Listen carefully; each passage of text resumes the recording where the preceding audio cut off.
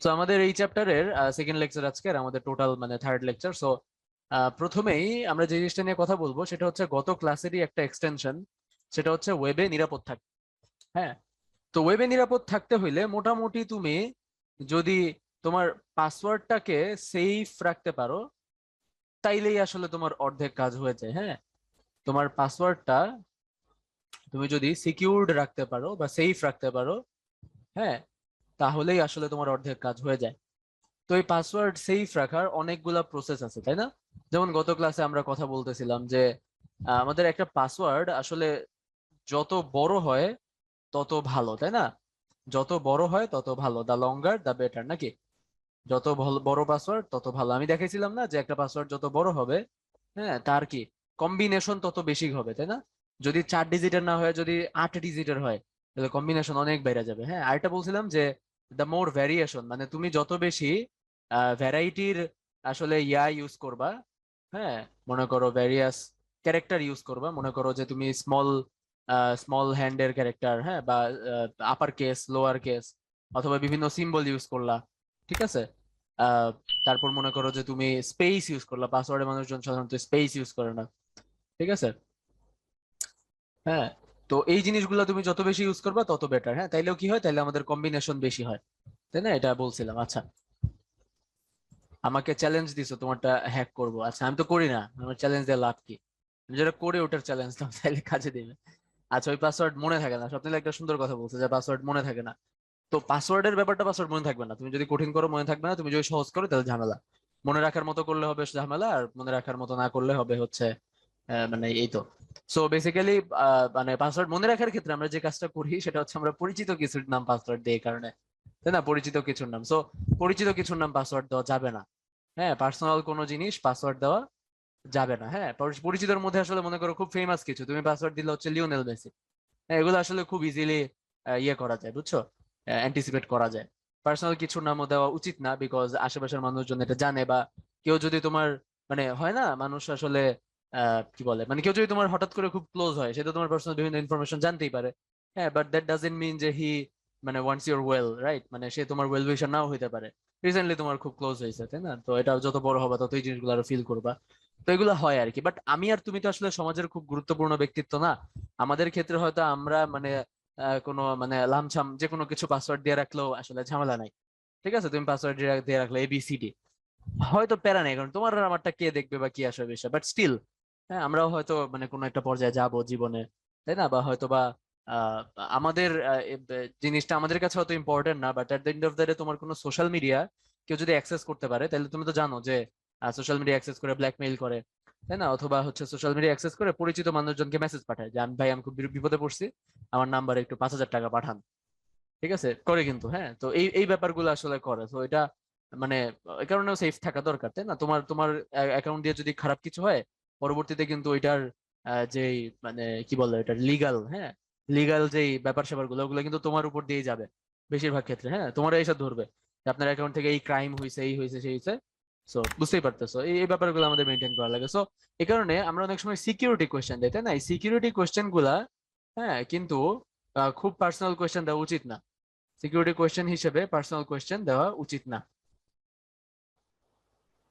Personal question দেওয়া উচিত না।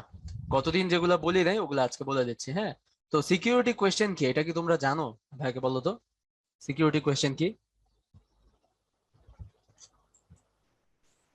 না। আচ্ছা, তো সিকিউরিটি কোয়েশ্চেন কিছুই না, ওই যে ফরগেট পাসওয়ার্ড দিলে বিভিন্ন ওয়েবসাইটে, ফরগেট পাসওয়ার্ড দিলে কি করে, মোবাইলে একটা কোড পাঠায় অথবা ইমেইলে একটা কোড পাঠায়, তাই না? তো পাসওয়ার্ড রিকভারির আরেকটা প্রসেস আছে, সেটা হচ্ছে সিকিউরিটি কোয়েশ্চেন। যে তুমি যখন দিবা ফরগেট পাসওয়ার্ড, তোমাকে 3-4টা কোয়েশ্চেন করবে। সো ওই কোয়েশ্চেন গুলো তুমি যদি অ্যান্সার করো তাহলে তোমাকে ঢুকতে দিবে। এখন ওই কোয়েশ্চেন গুলা কে সেট করে? ওই কোয়েশ্চেন গুলো তুমিই সেট করো, মানে নিজে থেকেই সেট করে রাখা যায়। তোমার হয়তো একটা অ্যাকাউন্ট আছে, তুমি ওখানে সেট করে রাখলা যে আমি যদি কখনো পাসওয়ার্ড ভুলে যাই, আমাকে এই এই সিকিউরিটি কোয়েশ্চেন করবেন, আর আমি যদি এই এই উত্তর দিই তাহলে আমরা ঢুকতে দিবেন। হ্যাঁ, যেমন আনাস বললো যে name of your favourite food বা এই ধরনের কিছু। তো এই যে name of your favourite food, এই ধরনের পার্সোনাল জিনিস সিকিউরিটি কোয়েশ্চেন দেওয়া উচিত না, কারণ তোমার পরিচিত মানুষজন আসলে এটা এগুলা জানবে, তাই না? তোমার প্রিয় খাবার কি, এগুলা আসলে মানুষজন জানে। সো সিকিউরিটি কোয়েশ্চেন দেওয়া যায় অনেক সময় এরকম যে মানে তোমার মানে what is the first school your mother went to, আমি দেখছিলাম কোন একটা ওয়েবসাইটে জানি একটা অপশন ছিল।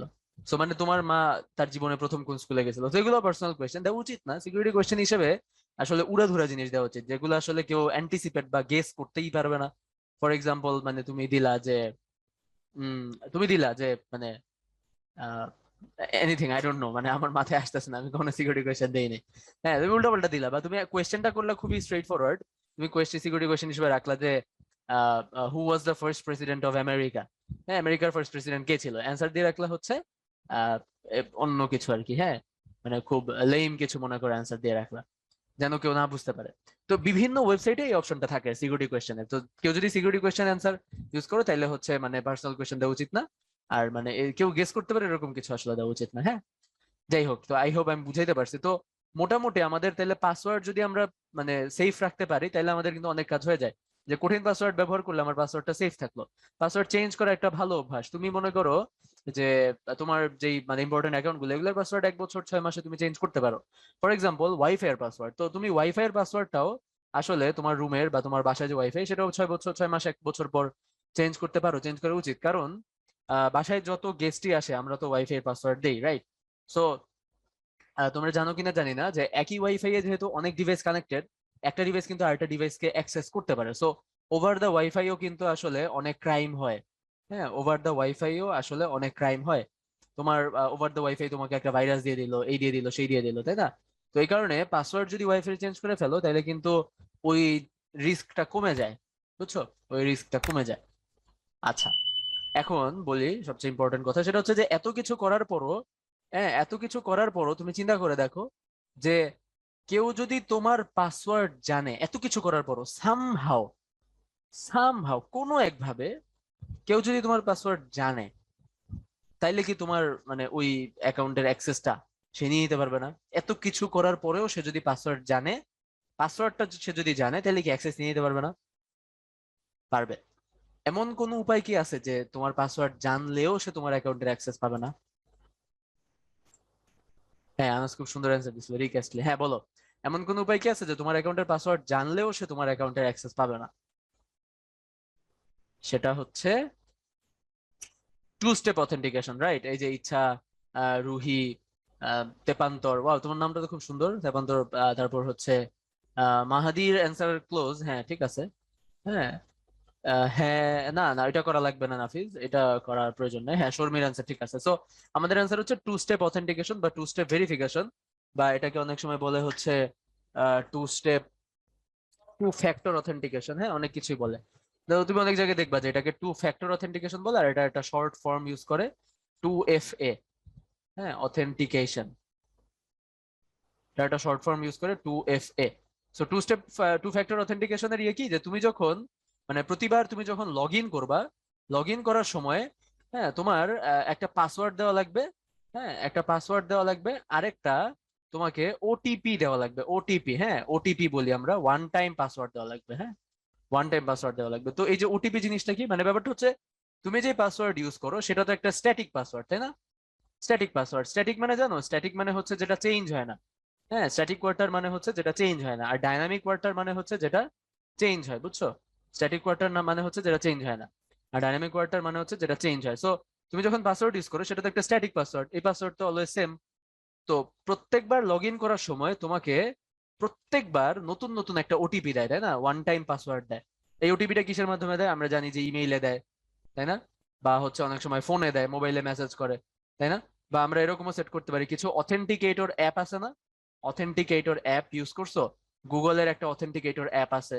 হ্যাঁ, তারপর হচ্ছে তোমার ফর এক্সাম্পল তোমরা দেখছো ওই যে ফেসবুকে লগ ইন করলে, তুমি অন্য কোনো ওয়েবসাইট দিয়ে লগ ইন করলে, সরি অন্য কোনো ডিভাইস দিয়ে লগ ইন করলে তোমার নিজের মোবাইলে একটা ইয়ে চায়, ওটাতে তুমি যদি ইয়েস বাটন চাপো তাইলেই লগ ইন করতে দেয়। বা গুগলেও, তাই না? বা তোমার ওই ফেসবুকের একটা কোড জেনারেটর আছে, দেখছো ফেসবুক অ্যাপে একটা কোড জেনারেটর থাকে, ওই কোড জেনারেটর থেকে একটা কোড জেনারেট করে তুমি যদি অন্য কোনো ডিভাইসে লগ ইন করতে চাও তাহলে ওখানে ওই কোডটা দিয়ে দিলেই হয়।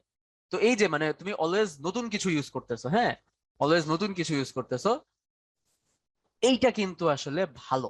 এই যে ডাইনামিক ব্যাপারটা, কারণ কেউ যদি তোমার পাসওয়ার্ড জানেও, হ্যাঁ, তোমার মোবাইলে যে একটা ইয়ে যাবে, কি বলে এটাকে, ওয়ান টাইম পাসওয়ার্ড যাবে, এইটা কিন্তু সে অ্যাক্সেস করতে পারবে না, বা সেটা সেটা অ্যাক্সেস করলো, সেটা কয়বার অ্যাক্সেস করবে? একবার অ্যাক্সেস করলো, পরের বার সে কি সে এটা করতে পারবে? পারবে না, কারণ তোমার মোবাইল তোমার পকেটে, তোমার কাছে, তাই না? এই ব্যাপারটা এরকম আর কি।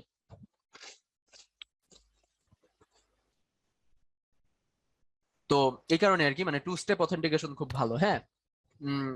আরেকটা কথা বলি যে আমার মানে দু একটা ফ্রেন্ড যারা আসলে সাইবার সিকিউরিটি নিয়ে কাজ টাজ করে, তো আমি একদিন এরকম কথায় কথা হইতেছিল আর কি, তো কথায় কথায় জিজ্ঞেস করতেছিলাম কি আসলে বিষয় এই এই এগুলার ব্যাপারগুলা, হ্যাক করার বা এগুলার ব্যাপারগুলা।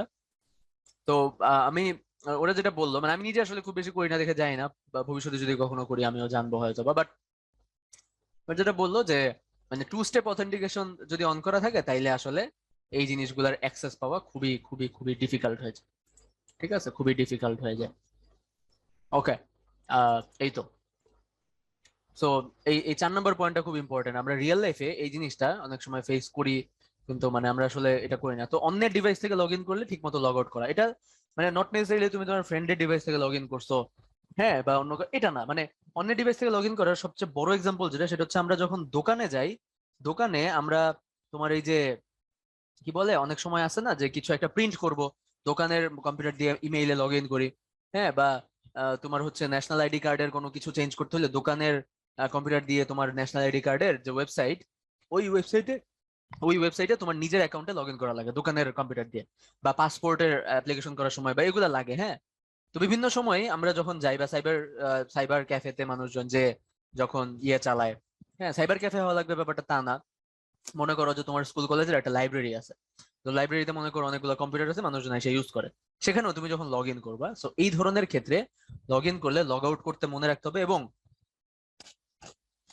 এবং শুধু লগ আউট করাটা এনাফ না। হুম। তোমাকে এর সাথে আরেকটা কাজ করতে হবে, সেটা হচ্ছে যে তুমি এরকম যদি করো, আসলে পাসওয়ার্ডটা চেঞ্জ করে ফেলা উচিত। ঠিক আছে, পাসওয়ার্ডটা চেঞ্জ করে ফেলা উচিত তুমি যদি অন্য কোনো জায়গায় ডিভাইস থেকে, কারণ অন্য কোনো ডিভাইস থেকে লগ ইন করলে ওই পাসওয়ার্ড সেভ করার অপশন থাকে কিন্তু, যে তুমি পাসওয়ার্ড দিবা অটো সেভ হয়ে যাবে, পারমিশন চাবে না পাসওয়ার্ড সেভ করার, বুঝছো? অটো সেভ হয়ে করে ফেলার অপশন আছে। হ্যাঁ। তো এটা আর কি, এটার রিলেটেড আরেকটা জিনিস বলি, সেটা হচ্ছে কি লগার। কি লগার এই জিনিসটার নাম শুনছো কেউ? কি লগার? সো কি লগার হচ্ছে এমন একটা জিনিস, সেটা হচ্ছে যে তোমার কি লগ করে, মানে তুমি যে কিবোর্ড প্রেস করবা, তুমি কিবোর্ডে কি প্রেস করতেছো প্রত্যেকটা জিনিস লগ করে। তো কি লগের অনেক ভাবে দেওয়া যায়। হ্যাঁ, মনে করো তোমার তুমি তুমি কোনো ইউএসবি ডিভাইসের মাধ্যমে কি লগার দিয়ে দেওয়া যায় একটা কম্পিউটারে, হ্যাঁ, বা ওভার দা ওয়াইফাই কি লগার দিতেছো, কোনো ভাবে যদি কি লগার দিয়ে দেয়, তাহলে তুমি যাই দিবা, বা অন্য কোনো ভাইরাসের সাথে কি লগার যদি চলে আসে, কি লগার দিয়ে দিলে তো তুমি কিবোর্ডে কি প্রেস করবা তার সবই কিন্তু আমার কাছে চলে আসবে, এরকম একটা ব্যাপার। তো তুমি যখন পাসওয়ার্ড প্রেস করবা, ওই পাসওয়ার্ডটা আমার কাছে চলে আসবে। ঠিক আছে। সো এই কারণে তোমার এই যে টু স্টেপ অথেন্টিকেশন এগুলা খুব ইম্পর্টেন্ট। ঠিক আছে, এগুলা খুব ইম্পর্টেন্ট। আচ্ছা, তো আর ফাইনালি যেটা, এটা গতদিন বলছিলাম ভাইয়া, যে তুমি মানে তোমার যে ইম্পর্টেন্ট ওয়েবসাইট গুলা, অ্যাটলিস্ট ওই ইম্পর্টেন্ট ওয়েবসাইট গুলার পাসওয়ার্ড গুলা তুমি মানে নন ইম্পর্টেন্ট ওয়েবসাইটের পাসওয়ার্ডে দিও না। হ্যাঁ, ইম্পর্টেন্ট ওয়েবসাইটের পাসওয়ার্ড গুলা অ্যাটলিস্ট তুমি সেফ রাখার চেষ্টা করবা। হ্যাঁ, সব পাসওয়ার্ডে সব ওয়েবসাইটে ঢালাওভাবে একই পাসওয়ার্ড দেওয়া উচিত না। ঠিক আছে। আচ্ছা, তো তোমরা চ্যাটে দু একটা কোয়েশ্চেন আসছে, এটা একটু দেখি। এইচডিএমআই এর পূর্ণরূপ কি, এটা গুগল করো, আমি তো আর মুখস্থ নাই। এইচডিএমআই একটু গুগল করে দেখো। ফোন চুরি হয়ে গেলে তো সবই শেষ। ফোন চুরি হয়ে গেলে এটা রিকভার করা যায়, এটার সিস্টেম আছে অবশ্য, একটু ঝামেলা, এটা ট্রু। উদ্ভাসে ঢুকতে ওটিপি লাগে, yes. I am not a robot, captcha, okay. ও কি লগার, কি লগার বলছি হচ্ছে ওই যে কিবোর্ডে যে কি প্রেস করবা, হ্যাঁ, ওইটা হচ্ছে তোমার মানে আরেকজনের কাছে চলে যায়, মানে তুমি কিবোর্ডে এই যে লেখলা, এই মেসেজটাই লেখলা যে ভাই কি লগার বুঝি নাই, এই যে তুমি কিবোর্ডে লেখছো না, এই কিবোর্ডের সব ইনপুট হচ্ছে আমার কাছে চলে আসবে, আমি জানবো তুমি কিবোর্ডে কি লিখতেছো, কখন কি লিখতেছো। ঠিক আছে, এই ব্যাপারগুলো আর কি এরকম। হাই ডেফিনেশন মাল্টিমিডিয়া ইন্টারফেস, এই যে কি সুন্দর, গুগল ফাইন্ড দ্য ফোন। আচ্ছা, আই এম নট, এটা হচ্ছে ক্যাপচা, ওটা আসলে সিকিউরিটি না, ওটা হচ্ছে ওই সিকিউরিটিরও আসলে ক্যাপচা। ক্যাপচা হচ্ছে একটা ওয়েবসাইট নিজে ইমপ্লিমেন্ট করে, যে কেউ যদি ওই যে তোমাদেরকে গতদিন ব্রুট ফোর্স অ্যাটাক এই জিনিসটা বলছিলাম, ব্রুট ফোর্স এই ওয়ার্ডটা বলছিলাম, মনে আছে? বলছিলাম তো,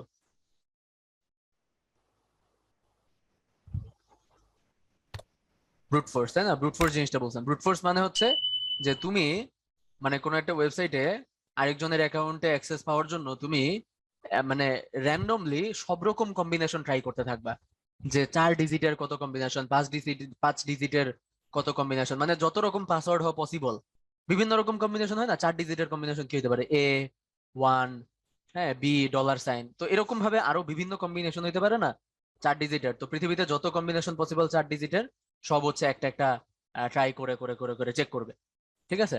তো এটা হচ্ছে ব্রুট ফোর্স অ্যাটাক। তো মানে যদি একটা অ্যাকাউন্টে বা ইয়েতে মানে বারবার বারবার কেউ এরকম করে, তাহলে বুঝাই যাইতেছে যে একটা মানুষের পক্ষে আসলে কন্টিনিউয়াসলি এই জিনিসটা করা পসিবল না, পসিবল না। তো এই কারণে ওই যে ক্যাপচা বলতে কিছু সিস্টেম রাখে, যেন মানে একটা হিউম্যান বিইংই আসলে লগ ইন করতে আসে, যেন কোনো রোবট দিয়ে লগ ইন করার কাজটা না করা যায়, বুঝছো? রোবট বলতে আসলে শুধু রোবট না, মানে তুমি নিজে একটা কোড চালায়া যেন লগ ইন না করতে পারো, বুঝছো? যেমন ফর এক্সাম্পল আমাদের আহ, কিছু কিছু ওয়েবসাইট আছে, কিছু ইয়ে আছে ওয়েব ক্রলিং বলে, হ্যাঁ, ওয়েব ক্রলিং। তুমি চাইলে মনে করো একটা ওয়েবসাইটে, হ্যাঁ, একটা ওয়েবসাইটে যে ওই ওয়েবসাইটের যত ইনফরমেশন আছে সব ইনফরমেশন মনে করো একসাথে নিয়ে আসতে পারবা, ঠিক আছে? তো এগুলা করার জন্য কিছু কোড লেখা লাগে, সিরিয়ালি ওয়েবসাইটে যাবে, লগ ইন করবে, এই করবে। তো এই যে মানে একটা ওয়েবসাইটে লগ ইন করার ক্ষেত্রে যদি ক্যাপচা দিয়ে দেয়, ক্যাপচা দেওয়া মানে হচ্ছে যে তারা মেক শিওর করতেছে যে একটা হিউম্যান বিইংই লগ ইন করবে, তুমি এরকম কোনো কোড বা কোনো সফটওয়্যার, কোনো প্রোগ্রাম দিয়ে তুমি লগ ইন করে কাজগুলো করতে পারবা না, ঠিক আছে? তোমার একটা মানুষকেই টাইপ করে লগ ইন করতে হবে, কারণ ক্যাপচা তো ওই যে দেয় না যে ফাইন্ড দ্য ট্যাক্সিস এই সেই, এগুলো কিন্তু মানে কোড লিখে তুমি এই ক্যাপচা পার করতে পারবে না। বুঝতে পারছি ক্যাপচা যে কি জিনিসটা, কি যার যে জানতে চাইছিলা? মোবাইলে ফ্ল্যাশ মারলে কি হবে? মোবাইলে ফ্ল্যাশ মারলে, মোবাইল ফ্ল্যাশ বলতে কি বোঝায়? মোবাইলে রিস্টোর করা আর কি, মানে সব চলে যাবে, সব ইনফরমেশন চলে যাবে আর নতুন করে অ্যান্ড্রয়েড বা যে অপারেটিং সিস্টেম ওইটা ইয়া দিবে আর কি।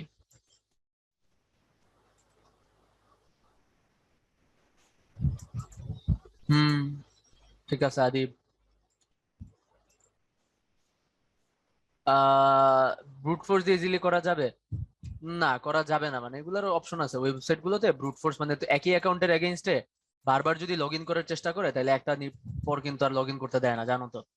একই অ্যাকাউন্টে তুমি যদি 10 বার মনে করো যে ভুলে ভুল রেজাল্ট, মানে ভুল পাসওয়ার্ড দিয়ে লগ ইন করার চেষ্টা করো, তোমার কিন্তু এরপর লগ ইন করতে দিবে না, 1-2 দিন লক করে দিবে অ্যাকাউন্ট। সিস্টেম আছে, হ্যাঁ। বিকাশে দেখছো না তোমরা, বিকাশে ভুল পিন দিলে যে অ্যাকাউন্ট লক করে দেয়, এগুলো সিস্টেম আছে, হ্যাঁ। আচ্ছা, ঠিক আছে, ওকে, ওকে, ঠিক আছে, আমরা তাইলে পরের স্লাইডে যেতে পারি, কি বলো? তো আমাদের পরের স্লাইডে যে জিনিসটা আছে সেটা হচ্ছে ওয়েবসাইট, বিভিন্ন রকম ওয়েবসাইট, হ্যাঁ। তো আমাকে কয়েকটা সাধারণ ওয়েবসাইটের নাম বলো তো, সাধারণ ওয়েবসাইট বলতে কি বোঝায়? তো মোটামুটি যা বুঝলাম, হ্যাঁ, আমি একটু বলি এখানে সাধারণ, সামাজিক আর বয়স উপযোগী বলতে কি বুঝাইছে। সাধারণ ওয়েবসাইট বলতে বুঝাইছে যেটা বয়স উপযোগীও না, যেটা সামাজিকও না, সেগুলাই সাধারণ। মানে বয়স উপযোগী বা সামাজিকের আন্ডারে যাদেরকে ফেলতে পারবে না তারা সবাই সাধারণ। যেমন গুগল অবভিয়াসলি সাধারণ একটা ওয়েবসাইট, তাই না? এটা একটা সার্চ ইঞ্জিন। বিং, এরকম যত সার্চ ইঞ্জিন আছে এগুলা। তারপর আমরা উইকিপিডিয়াকে বলতে পারি কি একটা সাধারণ ওয়েবসাইট নাকি? উইকিপিডিয়া, হ্যাঁ। তারপর হচ্ছে আমরা কোন একটা কোম্পানির মনে করো সেলিং ওয়েবসাইট মনে করো, হ্যাঁ। তুমি মনে করো যে ওই যে মনে করো স্টারটেক থেকে কিছু কিনতে যাবা, আছে না? মানে মনে করো আরএফএল এর একটা ওয়েবসাইট আছে, কথার কথা এরকম আছে না? তো এগুলা মনে করো সাধারণ ওয়েবসাইট। সামাজিক ওয়েবসাইট বলতে বুঝাইতেছে যেখানে মানুষের অ্যাকাউন্ট থাকবে, একটা মানুষ অ্যাকাউন্ট ক্রিয়েট করবে, হ্যাঁ। সোশ্যাল সাইট, যেটা সোশ্যাল বলতে বুঝাইতেছে, হ্যাঁ, যেখানে মানুষের অ্যাকাউন্ট থাকবে এবং ইউজার টু ইউজার ইন্টারাকশন হবে, বুঝছো? ইউজার টু ইউজার ইন্টারাকশন হবে, যেমন কি ফেসবুক নাকি? ফেসবুক একটা সোশ্যাল সাইট নাকি? আমরা টুইটার বা হচ্ছে রেডিট, হ্যাঁ, এগুলাকেও সোশ্যাল সাইট বলতে পারবো, ইনস্টাগ্রাম।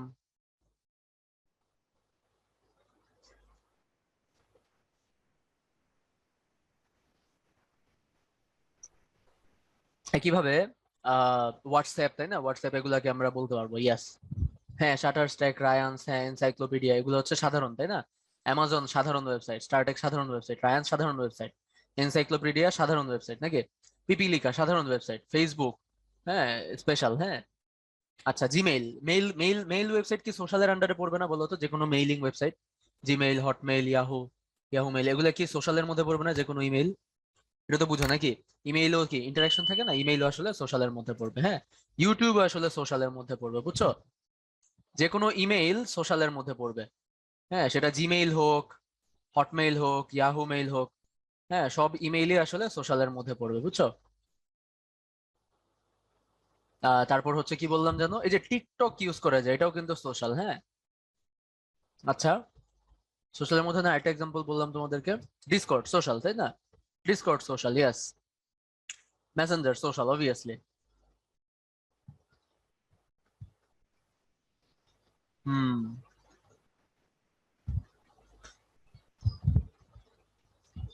হ্যাঁ, Zoom social, Snapchat social, imo social. হুম। স্টিম সোশ্যাল না, মানে স্টিমকে সোশ্যাল বলা যায় বাট সোশ্যাল না অ্যাকচুয়ালি। হ্যাঁ, পাইরেসি আমরা আজকে পড়বো, সমস্যা নাই। ঠিক আছে, তো মোটামুটি আর কি এগুলা, হ্যাঁ এগুলো হচ্ছে সোশ্যাল। তো এর বাইরে যদি আমরা যাই বয়স উপযোগী সাইট, তো বয়স উপযোগী সাইট বলতে কাদেরকে বলতেছে? এজ রেস্ট্রিক্টেড সাইট, যে একটা নির্দিষ্ট পরিমাণ বয়স না হলে যে সাইট গুলোতে ঢোকা উচিত না বা ঢুকতে দেয় না। হ্যাঁ, এজ রেস্ট্রিক্টেড। যেমন আমাদের কিছু সোশ্যাল মিডিয়া আছে, এগুলোও কিন্তু আসলে এজ রেস্ট্রিক্টেড, তাই না? যেমন টিকটক বা ফেসবুক, টুইটার, মানে ইউটিউব। হ্যাঁ, ও ইউটিউবের কথা বলতেছিলাম, ইউটিউবও কিন্তু আসলে সোশ্যাল সাইট, তাই না? তো এগুলাতে কিন্তু এজ রেস্ট্রিকশন ছিল, আগেও ছিল, এখন আছে কিনা আমি জানি না, বিকজ যাই হোক মানে। তো তো এগুলা কিন্তু এজ রেস্ট্রিক্টেড সাইট হয়। হ্যাঁ, অনেক অনেক সোশ্যাল সাইটেও এজ রেস্ট্রিকশন দিয়ে দেয়। হ্যাঁ, অনেক সোশ্যাল সাইটেও এজ রেস্ট্রিকশন দিয়ে দেয়। হ্যাঁ, এছাড়াও তোমার বিভিন্ন সাইট আছে যেখানে অ্যাডাল্ট কন্টেন্ট থাকে। হ্যাঁ, তো এগুলাতেও হচ্ছে তোমার এজ রেস্ট্রিকশন থাকে, তাই না? এজ রেস্ট্রিকশন থাকে। আচ্ছা, ঠিক আছে। নেটফ্লিক্সে আছে, নেটফ্লিক্সে যদি থাকে তো ভালো। আমাদের মানে আমি একটা কোয়েশ্চেন করছিলাম কিন্তু নেট ছিল না, তোমরা হয়তো শুনো নাই। সেটা হচ্ছে যে আমাদের এই 3 রকম ওয়েবসাইটের মধ্যে কোন ওয়েবসাইটটা মানে আমাদের বেশি ইম্পর্টেন্ট, কোনটা সেফ রাখা আমাদের কাছে বেশি ইম্পর্টেন্ট অধিকাংশ ক্ষেত্রে? 3 রকম ওয়েবসাইটের মধ্যে সেকেন্ডটা, তাই না? সোশ্যাল, সোশ্যাল সোশ্যাল, হ্যাঁ সেকেন্ডটা সোশ্যাল, ভেরি গুড, তাই না? আমাদের জন্য বেশি ইম্পর্টেন্ট সোশ্যাল সাইটের অ্যাকাউন্ট পাসওয়ার্ড এই জিনিসগুলো আসলে প্রোটেক্ট করা বেশি দরকার, তাই না আমাদের জন্য? কারণ এগুলো দিয়ে আসলে মানে উল্টাপাল্টা কাজ বা মানে আমাদেরকে জব্দ করার মতো কাজ বা আমাদের ক্ষতি হয় এরকম জিনিসপত্র এগুলাতেই হয়, এগুলাতেই বেশি হয় বা হওয়ার সম্ভাবনা বেশি, তাই না? একটা সাধারণ ওয়েবসাইটে কিছু হইলে তোমার তেমন কিছু যায় আসে না, কিন্তু সোশ্যালে কিন্তু ঝামেলা, তাই না? তো এটা আমাদের জন্য বেশি ইম্পর্টেন্ট, এই সোশ্যাল সাইট গুলা, তাই না? আর আমি যদি বলি যে মানে সবচেয়ে বেশি, হ্যাঁ সবচেয়ে বেশি হচ্ছে তোমার এই থাকে কোন সাইট গুলোতে, ফর এক্সাম্পল ভাইরাস বা এই যে phishing, click bait, spoofing, spamming, এগুলো পড়াইছি না চ্যাপ্টার 1-এ। সবচেয়ে বেশি কোন ধরনের সাইটে থাকে? এখানে আমি একটু মিক্সড রিয়াকশন পাইতেছি, দেখি বলো তো সবাই, মোটামুটি দেখি কি অবস্থা।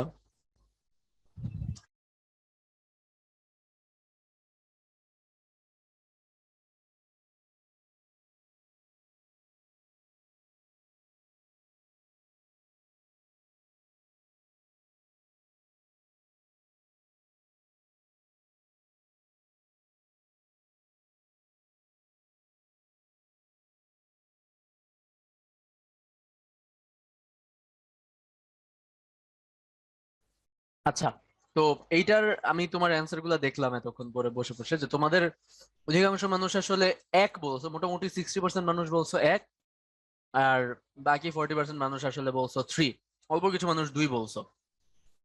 তো এইটার টু বি অনেস্ট এটার অ্যান্সার আসলে বয়স উপযোগী সাইট গুলাতে আসলে অ্যাটাক বেশি হয়। মানে ব্যাপারটা কি, বয়স উপযোগী সাইট বলতে তোমরা বুঝছো তো ভাইয়া আসলে কোনগুলার কথা বলতেছি? কেউ যদি না বুঝো আমি চ্যাটে লিখে দিব, বিকজ এটা তো ক্লাসে বলার মতো না, উচিত না। হ্যাঁ,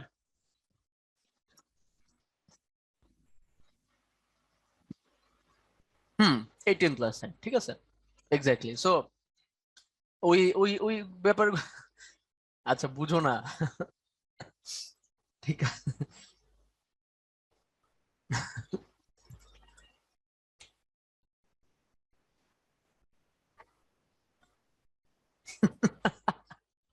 আল্লাহ। আচ্ছা, এই যে ইমরান প্যান্টোলজি কি? আচ্ছা, আমি এটা জানি না, এটা এটা কই পাইছো ভাইকে একটু বইলো। হ্যাঁ, কই থেকে পাইছো তাইলে হইলো। আচ্ছা, তো যাই হোক, তো এই সাইট গুলোতে অ্যাটাক বেশি হয়, তো এগুলো আর কি মাথায় রাখবা। দ্যাটস ইট, আমাদের এই স্লাইডে আসলে তেমন কিছু পড়ার নাই আর। হ্যাঁ, তো যেটা বললাম সোশ্যাল সাইটের পাসওয়ার্ড গুলো আমরা সেফ রাখার চেষ্টা করবো, ঠিক আছে? আচ্ছা, তো আমরা পরের টপিকে যাই, এই টপিকটা আবার খুব ইম্পর্টেন্ট, সেটা হচ্ছে পাইরেসি। ঠিক আছে, পাইরেসি। তো পাইরেসি কি? পাইরেসি হচ্ছে চুরি, ঠিক আছে? পাইরেসি সোজা বাংলা ভাষায় পাইরেসি মানে হচ্ছে চুরি। হ্যাঁ, তো আহ, এই যে ছবি দেখতে পাইতেছো বাম পাশে, সে একজন পাইরেট, রাইট? পাইরেট ওয়ার্ডটার আমরা বাংলা নাম কি বলি? পাইরেট ওয়াটার বাংলা নাম হচ্ছে দস্যু বা জলদস্যু, তাই না? জলদস্যু বা দস্যু, ঠিক আছে? সো জলদস্যু বা দস্যু কি করে? জলদস্যু বা দস্যু হচ্ছে চুরি করে বা ডাকাতি করে, তাই না? তো এই তো বুঝলাম রিয়েল লাইফের জিনিস। তাহলে আইসিটির জগতে পাইরেসি মানে কি? আইসিটির জগতে পাইরেসি মানে হচ্ছে যে আমাদের কি বলে এটাকে, হ্যাঁ, আইসিটির জগতে পাইরেসি মানে হচ্ছে যে আমাদের যে আইসিটি রিলেটেড রিসোর্স আছে, হ্যাঁ, আইসিটি রিলেটেড যত রিসোর্স আছে, এখন আইসিটি রিলেটেড রিসোর্স গুলো কি কি চিন্তা করো তো। গেম, তাই না? বা যে কোনো সফটওয়্যার, এটাও একটা রিসোর্স, তাই না? এটাও একটা রিসোর্স, একটা সম্পদ, রাইট? যেমন মনে করো যে যে কোনো মুভি, এটা একটা রিসোর্স, একটা অডিও, একটা গান, তাই না? এগুলো একটা রিসোর্স। হ্যাঁ, যে কোনো ইম্পর্টেন্ট অনেক সময় ছবি থাকে না, খুব দামি ইউনিক কিছু ছবি, এগুলো রিসোর্স। তো এই জিনিসগুলো যদি কেউ চুরি করে বা ডাকাতি করে, হ্যাঁ, সেটা আমরা বলতেছি পাইরেসি। হ্যাঁ, তো এই চুরি বা ডাকাতি করা মানে কি, পাইরেসি করার মানে কি? মানে হচ্ছে চিন্তা করো যে একজন একটা গেম বানাইছে, একটা কোম্পানি, হ্যাঁ, একটা গেম বানাইছে, একটা ডেভেলপার বা একটা ডেভেলপার গ্রুপ একটা গেম বানাইছে। সো এই যে গেম বানাইছে, তারা অবভিয়াসলি গেমটা টাকার বিনিময়ে বিক্রি করে। তোমরা তো জানোই যে টুকটাক গেম খেলতে টাকা লাগে। তোমাদের যাদের প্লে স্টেশন আছে বা যাদের কম্পিউটারে গেম খেলো, মোটামুটি ভালো গেম টাকা দিয়ে কিনেই খেলতে হয়, তাই না? তো টুকটাক কিছু গেম আছে যেই গেমগুলো আসলে আমরা ফ্রি ক্র্যাক ভার্সন পাই, তাই না? ফ্রিতে ক্র্যাক ভার্সন পাই। হ্যাঁ, বা কিছু সফটওয়্যার আছে যেগুলো আমরা ফ্রি ক্র্যাক ভার্সন পাই, তাই না? ক্র্যাক। তো ক্র্যাক মানে কি? ক্র্যাক মানে হচ্ছে যার যার মানে, মানে যেটা আসলে তুমি টাকা না দিয়ে খেলতে পারো। হ্যাঁ, তো আমি একটু বলি। তো আমাদের এই সফটওয়্যার গুলোতে, গেম বলো বা অন্যান্য সফটওয়্যার বলো, এগুলোতে ডিজিটাল কিছু লক থাকে। হ্যাঁ, ডিজিটাল কিছু লক থাকে, যে তুমি যদি টাকা দাও তাহলে মানে তুমি তুমি একটা অ্যাকাউন্ট খুলবা, ওই অ্যাকাউন্টের এগেইনস্টে তুমি ব্যাংকে বা সামহাও টাকা পে করবা, ওই গেমটা তুমি কিনবা, ওই সফটওয়্যারটা তুমি কিনবা। কেনার পর তোমার ডিজিটাল লকটা ওপেন হবে, তখন তোমাকে সফটওয়্যারটা ইউজ করতে দিবে। হ্যাঁ, তো যদি এই ডিজিটাল লকটা ব্রেক করা হয়, ডিজিটাল লকটা যদি ক্র্যাক করে ফেলা হয়, ভেঙে ফেলা হয়, হ্যাঁ, ওটাকে আমরা বলতেছি ক্র্যাকড ভার্সন।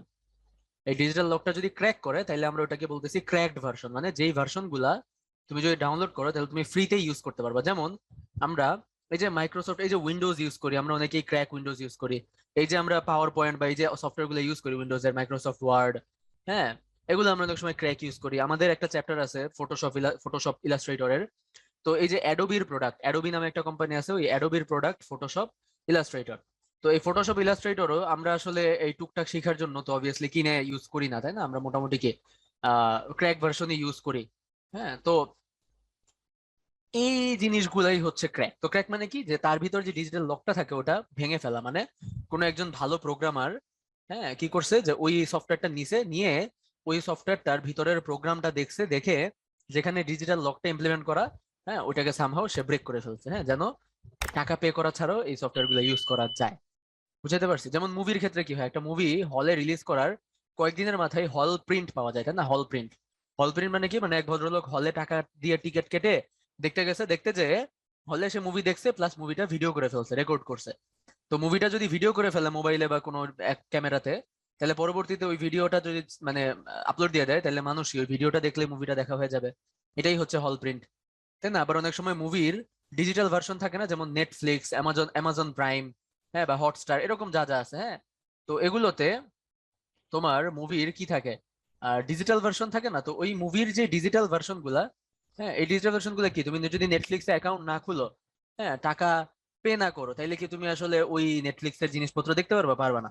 বাট ভালো কোনো মানে মানুষজন, মানে ভালো বলতেছে এই কারণে যে তারা দক্ষ, নট নেসেসারিলি ভালো, তারা আসলে খারাপ। অবভিয়াসলি পাইরেসি করা ভালো না। ভালো বলতে আমি বুঝাইতেছি মানে দক্ষ, হ্যাঁ, ভালো ভালো প্রোগ্রামার, অর লাইক দক্ষ প্রোগ্রামার অর সামথিং এলস। হ্যাঁ, তো কি কি করে, লাইক ওইটাকে সামহাও তারা ডিজিটাল লকটা ব্রেক করে, যেন ওই মুভিগুলা, হ্যাঁ, মানে বাইরেও দেখা যায়, নেটফ্লিক্সের বাইরেও যেন ওই মুভিগুলো দেখা যায়, সামহাও তারা এই কাজটা করে। ঠিক আছে? তো এগুলো হচ্ছে তোমার এই যে মুভি চুরি করা, অডিও, গান, তাই না? গানের পাইরেসি হয়, ইমেজ হয় না? যেমন একটা ছবি আমি দেখছিলাম, খুবই সুন্দর, যে একটা মাছরাঙা, হ্যাঁ, একটা মাছরাঙা পানি থেকে একটা মাছ উঠতেছে, মাছরাঙা তো মাছ খায় জানোই। তো পানিতে একটা মাছকে ধরছে, হ্যাঁ, খুব ছোট ছোট মাছ খায় জানোই। তো তো একটা মাছরাঙা পানিতে একটা মাছকে মানে জাস্ট জাস্ট মনে করো মানে পানি থেকে ওই মাছটাকে ঠোকর দিয়ে উঠাইছে। তো এক্স্যাক্টলি ওই মোমেন্টের একটা ছবি, একটা মাছরাঙা যে পানি থেকে একটা মাছকে ঠোকর দিয়ে উঠাইছে, এক্স্যাক্টলি ওই মোমেন্টের একটা ছবি। ঠিক আছে? এক্স্যাক্টলি ওই মোমেন্টের, মানে তার মুখটা এরকম, মাছটা এই জায়গায়, পানিটা এই জায়গায়। তো এই একটা ছবি আসলে তুলতে ওই ব্যাটার বেশ কষ্ট হয়েছে, তাই না? তাকে অনেক ধৈর্য নিয়ে দিনের পর দিন বসে থাকতে হয়েছে যে কখন সে তার সামনে ঘটনা ঘটবে। যখন তার সামনে ঘটনা ঘটছে, সে ক্যামেরা দিয়ে ক্লিক করছে। তো ক্যামেরা দিয়ে তুমি যদি ক্লিক করো, অলওয়েজ কি তুমি পারফেক্ট ওই টাইমিংটা ধরতে পারবা? পারবা না, তাই না? ওই লোকটারও কি আগে হয়ে গেছে, পরে হয়ে গেছে, সে এক্স্যাক্টলি এই শটটা চাইতেছিল।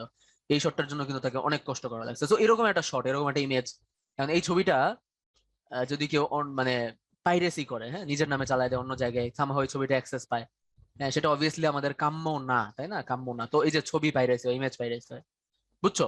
তো এই পাইরেসি নজরদারি করার জন্য একটা প্রতিষ্ঠান আছে, সেটা হচ্ছে বিএসএ, বিজনেস সফটওয়্যার অ্যালায়েন্স। হ্যাঁ, তো এই বিজনেস সফটওয়্যার অ্যালায়েন্সের কাজ কি, যে বিশ্ব জুড়ে পাইরেসি হচ্ছে কিনা এটা চেক করা, কোথায় কি পাইরেসি হচ্ছে, কেউ যদি পাইরেসি করে তাকে ধরে শাস্তি দেওয়া, এই ব্যাপার স্যাপার গুলো। হ্যাঁ, তো মোটামুটি একটা জরিপ হয়েছিল 2011 সালে, আজ থেকে প্রায় 11 বছর আগে, যে 7 থেকে 10 জন নাকি পাইরেসি মুক্ত পুরো পৃথিবীর। তার মানে 3 আউট অফ 10 মানুষ আসলে পাইরেসি যুক্ত, নাকি? 7 থেকে 10 জন যদি পাইরেসি মুক্ত হয়, তাহলে 3 জন কি পাইরেসি যুক্ত। বর্তমান পৃথিবীতে যদি এই সার্ভেটা করা হয়, তাহলে হয়তো সংখ্যাটা আরো বাইরে যাবে, তাই না? আসলে আমরা এতটাই ইয়ার মধ্যে, তাই না? আমরা এই যে টরেন্ট ইউজ করি সকাল বিকাল, আমরা যারা করি, মানে যারা টরেন্ট ইউজ করো তারা জানো টরেন্ট ইউজ করি, তাই না? তো আনাজ বলতে বার্স মোড অত ভালো আসে না, মানে তুমি বুঝতে পারতেছো যে এক্স্যাক্টলি ওই ছবিটা তো ভালো আসে না। হ্যাঁ, যাই হোক, তো টরেন্ট যে ইউজ করে, হ্যাঁ, টরেন্টের পুরো কনসেপ্টটাই কিন্তু পাইরেসি, তাই না? টরেন্টে দেখবা যে নতুন একটা মুভি আসছে, টরেন্টে 2 দিন পরেই ওই মুভিটা চলে আসবে। হ্যাঁ, মুভিটা এখনো হলে চলতেছে, হলে রিলিজ পাইছে। তো তুমি টাকা দিয়ে টিকিট কিনে না দেখে তুমি মুভিটা ডাউনলোড করে দেখে ফেললাম, তাই না? বাংলাদেশের সফটওয়্যার পাইরেসি কি চালু আছে? বাংলাদেশেও সফটওয়্যার পাইরেসি হয়তো। তুমি কি সফটওয়্যার পাইরেসি বলতে ইয়া বুঝাইতেছো, মানে ওটার বিরুদ্ধে কিছু উদ্ভাসের রিপ্লে ভিডিও পাইরেসি করা যায়? আচ্ছা, ডক্টর স্ট্রেঞ্জের মুভির ক্র্যাক ভার্সন দেখছি, কি সুন্দর বুক ফুলায় বলতেছে যে হ্যাঁ ভাই আমি দেখছি। ঠিক। আজ প্যারা নাই, এটা তো এক ব্যাপার হচ্ছে সবাই করে, তাই না? এরকম একটা ব্যাপার আর কি।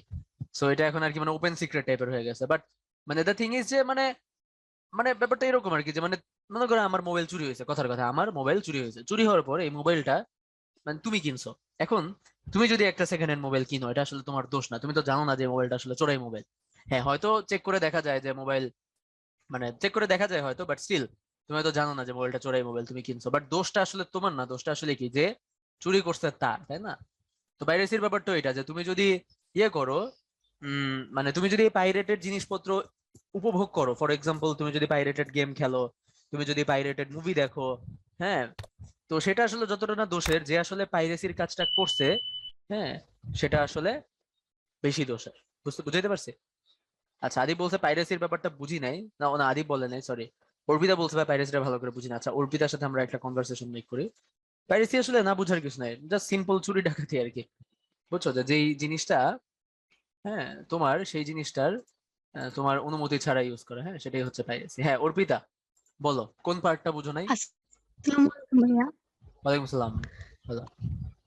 ভাইয়া, সফটওয়্যার পাইরেছি এটা বুঝি নাই। সফটওয়্যার পাইরেসি হইতেছে যে তোমার মানে কিছু সফটওয়্যার আছে যেগুলো পেইড, টাকা দিয়ে কিনতে হয়, ইউজ করতে হয়। যেমন অ্যাডোবির অ্যাডোবির মানে অ্যাক্রোবেট রিডার, ওই যে অ্যাডোবির পিডিএফ পড়ার একটা সফটওয়্যার আছে না, ওইটাও ইভেন কিন্তু পেইড ভার্সন আছে।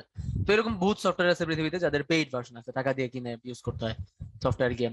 তো ওই জিনিসগুলার, হ্যাঁ, যদি সামহাও ওই জিনিসগুলোকে চেঞ্জ করে এমন রকম করা যায় যে টাকা ছাড়াও তুমি ইউজ করতে পারতেছো, তাইলেই তো জিনিসটা ক্র্যাক হয়ে গেল। ওটাকে আমরা ক্র্যাক ভার্সন বলতেছি। তো যেই কাজটা করে সেই পাইরেসি করছে, এবং তুমি যে ভার্সনটা ইউজ করতেছো এটা একটা পাইরেটেড বা ক্র্যাকড ভার্সন। তো এই হচ্ছে সফটওয়্যার পাইরেসি, যেটা অ্যাকচুয়ালি টাকা দিয়ে পে করে অ্যাকাউন্ট খুলে ইউজ করার কথা, সেটা তুমি ওটা না করেই করতেছো। এই, বুঝছো? ভাইয়া বুঝি, থ্যাংক ইউ। আচ্ছা, আচ্ছা, ওকে, ওয়েলকাম।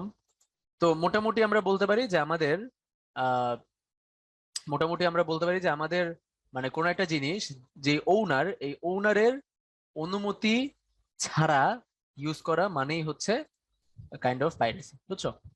ওনারের অনুমতি ছাড়া ইউজ করা মানেই হচ্ছে কাইন্ড অফ পাইরেসি। আচ্ছা, এখন ইয়ে যেটা বলছে কপিরাইটের ব্যাপারটা, তো কপিরাইটের ব্যাপারটা বলি, যে কপিরাইট ওয়ার্ডটার মানে হচ্ছে, কপিরাইট আমাদের আসবে একটু পরে, হ্যাঁ, কয়েকটা স্লাইড পরেই আমাদের কপিরাইট জিনিসটা আসবে, তারপরে একটু বলি এখন যে কপিরাইট, হ্যাঁ, কপিরাইট ওয়ার্ডটার মানে কি। কপিরাইট ওয়ার্ডটার মানে হচ্ছে যে, মানে রাইট মানে অধিকার, হ্যাঁ, রাইট মানে অধিকার, আর কপি মানে নকল, তাই না?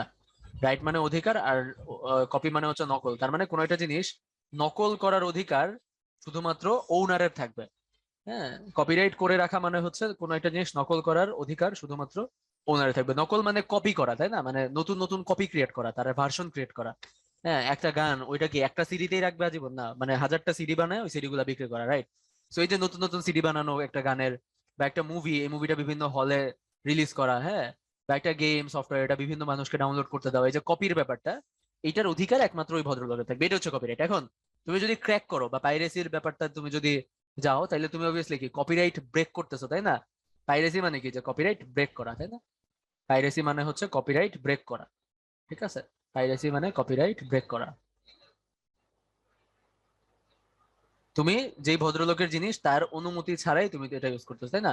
যেমন অনুমতিরও তো বিভিন্ন উপায় আছে, যেমন মানে যেমন তুমি অ্যাডোবির ফটোশপ এই সফটওয়্যারটা ইউজ করবে, অ্যাডোবি ফটোশপ। তো অ্যাডোবি ফটোশপ যে বানাইছে তার অনুমতি নিয়ে ইউজ করলে সমস্যা নেই, অনুমতি ছাড়া ইউজ করলে খারাপ, তাই না? কপিরাইট ব্রেক করা হচ্ছে। হ্যাঁ, বা মানে আইনত দণ্ডনীয় অপরাধ, তাই না? অনুমতি ছাড়া ইউজ করা। এখন ফটোশপ যে বানাইছে অ্যাডোবি, এই অ্যাডোবির অনুমতি তুমি কেমনে পাবা বলো তো? ফটোশপ ইউজ করার অনুমতি অ্যাডোবি তোমাকে কেমনে দিবে? তুমি যদি অ্যাডোবিকে টাকা দাও, তাই না? এইটাই তো ব্যাপারটা, তাই না? তো এই আর কি ঘটনা। ঠিক আছে, যেমন কোনো একটা গেম, এটা যদি তুমি ওই গেম যে বানাইছে তার অনুমতি নিয়ে খেলতে চাও, তাহলে কি তাকে টাকা দিতে হবে? মানে সে তো ব্যাপারটা এরকম না? যেমন আমি একবার একটা মানে ভিডিও বানানোর জন্য ইউটিউবে একটা ভিডিও পাইছিলাম, যে ওই ভিডিওটা আমি যে ভিডিওটা বানাবো তার মধ্যে একটা জায়গায় অ্যাড করব। তো ওই ইউটিউব ভিডিওটা যার, আমি তাকে পরে নক দিছিলাম, নক করে জিজ্ঞেস করছিলাম যে আপনার ভিডিওটা আমি ইউজ করতে পারবো কিনা। সে পারমিশন দিছে। হ্যাঁ, ভারতীয় বাংলার একজন লোক আর কি, মানে কলকাতার একজন লোক। সে পারমিশন দিছে, পরে আমি তার ভিডিওটা ইউজ করছি, ভিডিওর পার্টটা। তো এটা কিন্তু তাহলে কি ভালো? আমি পাইরেসি করি নাই, তাই না? তার পারমিশন আমার আছে। হ্যাঁ, বাট আমি যদি তার পারমিশন ছাড়া করতাম তাহলে জিনিসটা আসলে পাইরেসির আন্ডারে, ঠিক আছে? কপিরাইট। সো কপিরাইটের কারণে হ্যাঁ আইনত দণ্ডনীয় অপরাধ, তুমি কপিরাইট ব্রেক করলে আইনত দণ্ডনীয় অপরাধ, বুঝছো না? তো ফর এক্সাম্পল মনে করো যে তুমি একটা ভিডিও বানাইলা, ওই ভিডিওর ব্যাকগ্রাউন্ড মিউজিক হিসেবে তুমি এমন একটা গান ইউজ করলে যে গানটার কপিরাইট করা আছে। যেমন আমি জানি না, মানে মনে করো একটা এক্সাম্পল দিই, মনে করো তোমরা তো সবাই ওই গানটা শুনছো, গিভ মি সাম সানশাইন, তাই না? ইয়ের থ্রি ইডিয়টস এর গান, বা এরকম যে কোনো একটা ফেমাস গানের কথাই চিন্তা করো। তো তুমি একটা ভিডিও বানাইলে ভিডিওর ব্যাকগ্রাউন্ড হিসেবে এরকম একটা গান ইউজ করলা। তো এখন মনে করো এই গানটা কপিরাইট করা, তাই না? তুমি যদি ইউটিউবে ওই ভিডিওটা আপলোড দাও, তাহলে দেখবা ইউটিউব তোমার গানটা মিউট করে দিবে। তোমরা করে দেখতে পারো ইউটিউব ফেসবুকে, তুমি যদি কোনো গান ব্যাকগ্রাউন্ডে অ্যাড করো এবং ওই গানটার যদি কপিরাইট করা থাকে, তাহলে ইউটিউব বা ফেসবুক কি করে, তোমার ওই গানটা পার্টটা মিউট করে দেয়। হ্যাঁ, ওই গানটা তোমার ভিডিওতে আর থাকবে না। কারণ কি? ওই গানটা ভিডিওতে অ্যাড করার অনুমতি কিন্তু তোমার নাই, ঠিক আছে? অনেক সময় তোমার অ্যাকাউন্টই ব্লক করে দেয়, অনেক সময় তোমার পুরো ভিডিওটাই ডিলিট করে দেয়। হ্যাঁ, তুমি যদি কপিরাইট ব্রেক করো, বুঝছো? ওই যে লোফি রিমিক্স বানায় না ইউটিউবে, দেখছো না? লোফি রিমিক্স দেখছো? ওই বিভিন্ন গান চেঞ্জ করে করে বিভিন্ন রকম বানায়, রিমিক্স করে, রিমিক্স করে করে ইউটিউবে আপলোড। এগুলোর কারণ কি? কারণ একই গান ডিরেক্ট আপলোড দিলে হ্যাঁ ওটা কিন্তু কপিরাইটের মধ্যে পড়ে, কিন্তু ওই গানটা যদি একটু রিমিক্স টিমিক্স করে তাহলে ওটা কপিরাইটের মধ্যে পড়ে না সামহাও, ঠিক আছে? ওটা ইউটিউব আটকায় না, ঠিক আছে? এরকম কিছু ব্যাপার স্যাপার আছে আর কি, ঠিক আছে? যাই হোক, হ্যাঁ অ্যাকাউন্ট ডিসেবল করে দেয়, ব্লক করে দেয়, তাই না? ও, তুমি পারমিশন নিছো কি না? না, ওইটা হচ্ছে ডিফারেন্ট হিসাব। হ্যাঁ, মানে আমি পার্সোনালি পারমিশন দিছি, ওটা ডিফারেন্ট হিসাব, বাট ওই কপিরাইটের ব্যাপারটা ডিফারেন্ট। হ্যাঁ, ফর এক্সাম্পল মানে কপিরাইট একটা বড় জিনিস, মানে তুমি তোমার তোমার একটা গাড়ি আছে, ওই গাড়িটা কি তোমার নামে, তাই না? তোমার নামে লেখা। এখন গাড়িটা তুমি যদি রাস্তায় রেখে আসো, তাইলে কি ওই গাড়িটাকে যে কেউ উঠে চালাইতে পারবে না? চালাইলেই কিন্তু তার নামে তুমি মামলা করতে পারবে, ইয়ে করতে পারবে। এটা হচ্ছে কপিরাইট, মানে ওই গাড়িটা তোমার, ঠিক আছে? আর সিম্পল পারমিশনের ব্যাপারটা এরকম যে তোমার গাড়ি, ওকে তুমি আমার পারমিশন দিলা, তুমি আমাকে চাবিটা দিলে, আমি তোমার গাড়িটা একটু চালায় টালে আসলাম। তো এখানে আর কোনো আইনের মানে আইনের প্যাচগোছ নাই, তুমি জাস্ট সিম্পল পরিচিত মানুষ হিসেবে আমাকে পারমিশন দিলে, এটা এক জিনিস। আর ওইটা আলাদা জিনিস, বুঝছো? কেউ যদি তোমার গাড়িটা চালাইতে চায় তাকে টাকা দিয়ে তোমার গাড়ি কিনতে হবে, এরকম একটা ব্যাপার। যেটা বলতেছিলাম যে ট্রাবল মানে হচ্ছে সমস্যা। তো তুমি যদি ট্রাবল শুট করো, তার মানে কি? তুমি সমস্যাকে গুল্লি মেরে উড়িয়ে দিবা, অর্থাৎ সমস্যা সমাধান করবা, ঠিক আছে? ট্রাবল শুটিং মানে হচ্ছে সমস্যার সমাধান করা, ঠিক আছে? তো চিন্তা করে দেখো যে একটা সমস্যার সমাধান করার সবচেয়ে ইম্পর্টেন্ট স্টেপটা কি? কেউ বলতে পারবা? একটা সমস্যার সমাধান করার মোস্ট ইম্পর্টেন্ট স্টেপটা কি? মোস্ট ইম্পর্টেন্ট স্টেপ, এবং এটাই আসলে ফার্স্ট স্টেপ। হ্যাঁ, most important step and first step কি বলতো? একটা সমস্যার সমাধান করার থিঙ্কিং না, ভাইবা কি লাভ? অবজার্ভ, হ্যাঁ কাইন্ড অফ, ঠিক আছে? সো প্রবলেম রিকগনাইজ, না প্রবলেমের উৎস খুঁজে বের করা, তাই না? একটা সমস্যার সমাধান করার মোস্ট ইম্পর্টেন্ট পার্ট হচ্ছে প্রবলেমটা খুঁজে বের করা, সমস্যাটা খুঁজে বের করে যে সমস্যাটা কোথায়, হ্যাঁ সমস্যাটার কারণ কি, এটা রিজন খুঁজে বের করা। ঠিক আছে, so the most important and first step is to find the source of the problem, তাই না? Find the source of the problem, প্রবলেমটা হচ্ছে কোত্থেকে। ঠিক আছে, এটাই দেখো বাংলায় নিচে লিখে দিছে যে ট্রাবল শুটিং এর পার্ট মানে হচ্ছে সমস্যার উৎস বা উৎপত্তিস্থল নির্ণয়ের প্রক্রিয়া। তো উৎপত্তিস্থল নির্ণয় করতে পারলে সমাধান করাটা কিন্তু অত প্যারা না, সমাধান করাটা সহজ। ঠিক আছে, আচ্ছা ঠিক আছে। তো আশা করি ট্রাবল শুটিং ওয়ার্ডটার মানে কি এটা নিয়ে কারো কোনো প্রবলেম নাই। তো আমরা কিছু ট্রাবল শুটিং এর এক্সাম্পল দেখবো। যেমন ফার্স্টে আমাদের আছে হচ্ছে সিস্টেম চালু হচ্ছে না, এটা হচ্ছে আমাদের প্রবলেম। হ্যাঁ, সিস্টেম চালু হচ্ছে না, এটা হচ্ছে আমাদের প্রবলেম। আর এই ডান পাশে যেগুলো, এগুলো হচ্ছে আমাদের প্রবাবল রিজন। হ্যাঁ, প্রবাবল রিজন বা আমাদের ট্রাবল শুটিং আর কি। হ্যাঁ, যে আমরা কি করতে পারি। তো দেখো আমাদের সমস্যাটা হচ্ছে এরকম সমস্যা যদি আমাদের হয় যে সিস্টেম চালু হচ্ছে না, অন হচ্ছে না, একদমই অন হচ্ছে না সিস্টেম, হ্যাঁ কোনোভাবেই অন হচ্ছে না, তো এটা রিজন কি কি হইতে পারে? দেখো এটা রিজন হইতে পারে যে আমি আসলে সিস্টেমে যে পাওয়ার কেবল কানেক্ট করছি, পাওয়ার কেবলটা লুজ বা ঢিলা, অথবা পাওয়ার কেবলটা ইঁদুর কেটে ফেলছে, অথবা পাওয়ার কেবলটা আমি প্লাগে মানে সকেটে বসাই নাই, যে প্লাগটা আমি সকেটে বসাই নাই, প্লাগ ইন করি নাই এখনো, অথবা আমি প্লাগ ইন করছি কিন্তু সুইচ দেই নাই। তাই না? মানে একদম বেসিক থেকে তোমার সমস্যা দেখা শুরু করতে হবে, বুঝছো? সমস্যা খুঁজে বের করার উপায় হচ্ছে একদম বেসিক থেকে দেখবা যে সবচেয়ে মানে প্রবলেমটা কি হইতে পারে একদম শুরু থেকে। হ্যাঁ, সবচেয়ে ইজিয়েস্ট মানে সবচেয়ে সিলিয়েস্ট মিস্টেক কি হতে পারে, সিলি মিস্টেক। হ্যাঁ, তো যেমন কি হয় যে ওই যে মোবাইল চার্জে দিয়ে ঘুমাই রাতে বেলার মোবাইল চার্জ দিয়ে ঘুমাই, সকালে উঠে দেখি যে মোবাইলে কোনো চার্জ হয় নাই। কারণ কি? কারণ আমি সুইচ দেই নাই, আমি ঠিকই কানেক্ট করছি কিন্তু সুইচ অন করি নাই, তাই না? তো একদম সিলি মিস্টেক এখান থেকে কিন্তু শুরু হয়। হ্যাঁ, তারপর দেখো যে মেইন বোর্ডে পাওয়ার আছে কিনা, যে মেইন বোর্ডে আমি কানেক্ট করছি কিন্তু আসলে মেইন বোর্ডে পাওয়ার আসছে কিনা। মেইন বোর্ড বলতে এখানে মাদার বোর্ডের কথা বুঝাইছে। তো যদি মাদার বোর্ডে পাওয়ার আসে, মাদার বোর্ডে যদি পাওয়ার আসে তার মানে কি আমাদের কম্পিউটারের একটা পাওয়ার সাপ্লাই ইউনিট থাকে, বুঝছো? তো কম্পিউটারের যে power supply unit, PSU, power supply unit. হ্যাঁ, তো মাদার বোর্ডে যদি পাওয়ার আসে তার মানে কি, মাদার বোর্ডে যদি পাওয়ার আসে তার মানে হচ্ছে পিএসইউ তে কোনো প্রবলেম নাই, তাই না? পাওয়ার সাপ্লাই ইউনিটে কোনো প্রবলেম নাই। কিন্তু যদি মাদার বোর্ডে পাওয়ার না আসে তার মানে কি পাওয়ার সাপ্লাই ইউনিট পরিবর্তন করতে হবে, পাওয়ার সাপ্লাই ইউনিটে প্রবলেম। বুঝতে পারছো? আর ফাইনালি স্থানীয় কোনো সার্ভিস সেন্টারে নিয়ে দেখা যাবে যদি তারপরও আমরা সলভ না করতে পারি। হ্যাঁ, এটা অনেকটা ইয়ের মতো। দেখো প্রত্যেকটা পয়েন্টের লাস্টেই এই যে সার্ভিস সেন্টার, দেখো সার্ভিস সেন্টার অভিজ্ঞ কাউকে, প্রত্যেকটা এর পরের পয়েন্টের লাস্টে ওই যে সার্ভিস সেন্টার অভিজ্ঞ কাউকে, তারপরের পয়েন্টটা সার্ভিস সেন্টার অভিজ্ঞ কাউকে, তারপরেরটাও সার্ভিস সেন্টার। ঠিক আছে, তারপরেরটাও সার্ভিস সেন্টার। তো এটা ব্যাপারটা অনেকটা কিরকম, এই ব্যাপারটা হচ্ছে অনেকটা ইয়ের মতো, এই যে মানে মনে করো মফস্বল এলাকায়, মফস্বল এলাকার ডাক্তার, এখন মফস্বল এলাকার ডাক্তারের হাতে হয়তো যথেষ্ট সরঞ্জাম নাই। তো তুমি কোনো রোগ নিয়ে যদি তার কাছে যাও, সে চেষ্টা করে সলিউশন দিতে তোমার রোগের, বাট সে যদি সলিউশন না দিতে পারে কি বলে, ভাই ঢাকায় নিয়ে যান। সে যতটুক পারে করে, এরপর না পারলে ঢাকায় নিয়ে যান, যতটুক পারে করে, না পারলে ঢাকায় নিয়ে যান।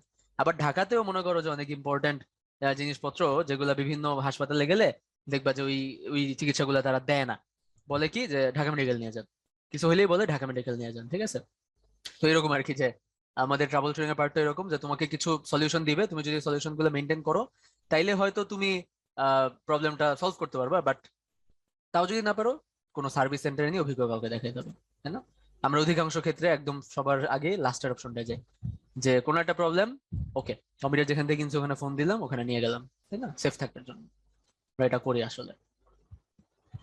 ঠিক আছে, তো দেখো এই ট্রাবল শুটিং এর ব্যাপারগুলো কি আসলে মেক সেন্স করতেছে? এগুলা কি মানে তুমি ইনটিউশন দিয়ে বুঝতেছো? এগুলো আসলে অত মুখস্থ করার জিনিস না, মানে তোমার মাথায় চলে আসবে। হ্যাঁ, বুঝার জিনিস।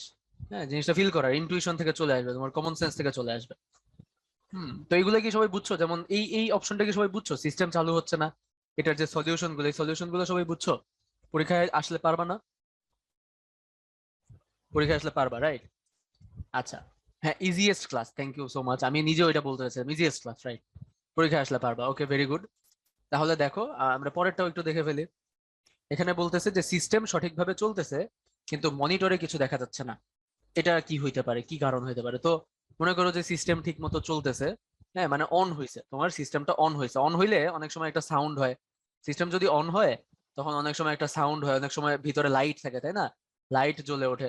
হ্যাঁ, সিস্টেম অন হইলে হচ্ছে একটা সাউন্ড হয়, বিপ টাইপের একটা সাউন্ড হয়। হ্যাঁ, ভিতরে লাইট থাকে, লাইট জ্বলে ওঠে। ওকে, তো সামহাও তুমি বুঝছো যে সিস্টেম চালু হয়েছে, কিন্তু কিন্তু মনিটরে কিছু আসতেছে না। হ্যাঁ, তো এটার মানে সবচেয়ে বেসিক রিজনটা কি হইতে পারে আমাকে বলো তো। এখানে যা লেখছে তা না, একদম এর আগেও একটা একদম মানে ওয়ানের আগে জিরো একটা স্টেপ হইতে পারে, যে মনিটরে কিছু আসতেছে না। এটার একদম বেসিক কারণটা কি হইতে পারে বলো তো। হ্যাঁ হ্যাঁ, না, হ্যাঁ লুজ প্লাগ এটা আসলে ভুল না, কিন্তু আমি বলতে চাচ্ছি যে আমার ইয়ে কিন্তু অন হয়েছে, মানে আমার কম্পিউটার কিন্তু অন হয়েছে, বুঝছো। অন্য যেটা বলছে এটা আসলে শুনতে যাচ্ছিলাম, মানে এটার একদম বেসিক কারণ হতে পারে যে আমার মনিটরে প্রবলেম, ঠিক আছে, মনিটর নষ্ট, তাই না। হ্যাঁ, নাফিস বলছে যে আমার মনিটরে প্রবলেম, যে আমার কম্পিউটার ঠিকই চলতেছে কিন্তু কম্পিউটার থেকে যে মানে ডিসপ্লে দেখাবে মনিটরে, আমার মনিটরেই প্রবলেম, তাই না। এটা হইতে পারে, অথবা মনিটরের মানে যদি কম্পিউটার হয় ডেস্কটপ হয়, তাহলে মনিটরের কি আলাদা প্লাগ থাকে না, মনিটর আলাদাভাবে কানেকশন দেওয়া লাগে কারেন্টের সাথে, তো মনিটরই কারেন্টের লাইন দেওয়া হয় না মনিটরে, তাই না। এটা হচ্ছে একদম বেসিক কারণ হতে পারে। তো সেটা যদি না হয়, আমরা ধরে নিলাম যে আমাদের মনিটর ঠিক আছে, আমাদের মনিটর যদি ঠিক থাকে, তাহলে দেখো যে সিস্টেমটি বন্ধ করে মেইন সিস্টেম থেকে পাওয়ার কেবলটি খুলে ফেলতে হবে, তারপর মেমোরি স্লট থেকে র্যাম সরাইতে হবে। কারণ সবকিছু ঠিকঠাক থাকার পরেও যদি ডিসপ্লেতে কিছু না আসে, এটার অধিকাংশ ক্ষেত্রেই এটার রিজন আসলে র্যাম, ঠিক আছে। সবকিছু ঠিকঠাক থাকার পরেও যদি ডিসপ্লে না আসে, অধিকাংশ ক্ষেত্রে এটা রিজন সাধারণত র্যাম। তো র্যামটা খোলার পর, হ্যাঁ র্যাম র্যাম তো হচ্ছে তোমার এরকম একটা স্টিক থাকে, র্যাম স্টিক বলে, হ্যাঁ র্যামটা স্টিক থাকে, তো এই স্টিকের মধ্যে এরকম খাঁজ কাটা থাকে, হ্যাঁ র্যামের পার্ট গুলা, তো এই পার্ট গুলা ঘষে ঘষে পরিষ্কার করবা। র্যামের যে স্লটটা আছে, যে স্লটের মধ্যে র্যাম বসে, হ্যাঁ ওই স্লটের মধ্যে এই পার্ট গুলো হচ্ছে ঘষে ঘষে পরিষ্কার করবা, ঠিক আছে। হ্যাঁ এই স্লটের মধ্যে হচ্ছে এই পার্ট গুলো ঘষে ঘষে পরিষ্কার করবা, হ্যাঁ তারপর হচ্ছে র্যামটা আবার লাগাবা। তাইলে যদি ঠিকঠাক চলে তাহলে হচ্ছে কি ঠিক আছে। তো এখানে বলছে দেখো, র্যামটা না লাগে আমরা কি করব, এই যে র্যামটা 5 নম্বর পয়েন্টটা, যে আমরা ফার্স্টে র্যামটা না লাগে কম্পিউটারটা চালু করব। হ্যাঁ র্যাম ছাড়া অবস্থায় যদি কম্পিউটার চালু করি, তাহলে যদি একটা বিপ সাউন্ড হয়, তাহলে আমাদের বুঝতে হবে, বিপ সাউন্ড হলে আমাদের বুঝতে হবে, হ্যাঁ যে মানে র্যাম লাগাইলেই ঠিক হয়ে যাবে, বাকি সব ঠিক আছে, ঠিক আছে। আর যদি বিপ সাউন্ড হয়, তাহলে বুঝতে হবে যে র্যামটি সমস্যাযুক্ত, বুঝছো। হ্যাঁ যদি বিপ সাউন্ড হয় তাহলে বুঝতে হবে র্যামটি সমস্যাযুক্ত। হুম, এই আর কি, আর কিছু না। তো এগুলো একটু মুখস্থ রাখবা, কিছু কিছু জিনিস আসলে তুমি কমন সেন্স দিয়ে পারবা। এই ট্রাবল শুটিং এর পার্টে আর কিছু কিছু জিনিসটা হচ্ছে বিপ সাউন্ড হয়, হ্যাঁ কম্পিউটার অন করলে এটা খুব আস্তে বা ইয়ে একটা বিপ সাউন্ড হয়, তোমার মাদারবোর্ড থেকে একটা বিপ সাউন্ড হয়, ঠিক আছে। আচ্ছা, ওকে, তারপর দেখো সিস্টেম অত্যন্ত গরম হয়ে যায় এবং অস্বাভাবিকভাবে হঠাৎ বন্ধ হয়ে যায়। হ্যাঁ মানে ফার্স্টে গরম হয় এরপর হচ্ছে বন্ধ হয়ে যায়।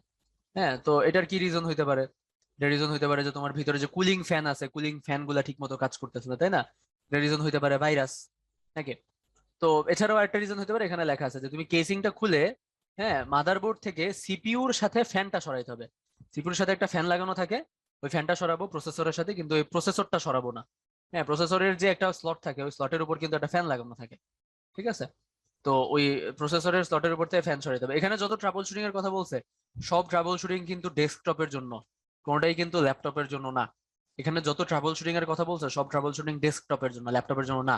ল্যাপটপ নিজে নিজে ট্রাবল শুট করা খুব ডিফিকাল্ট, ল্যাপটপের কম্পোনেন্টস গুলো খুব ছোট ছোট, ঠিক আছে। ওইটা মানে মানে অভিজ্ঞ ইয়ে ছাড়া এটা করা যায় না, হ্যাঁ উচিত না।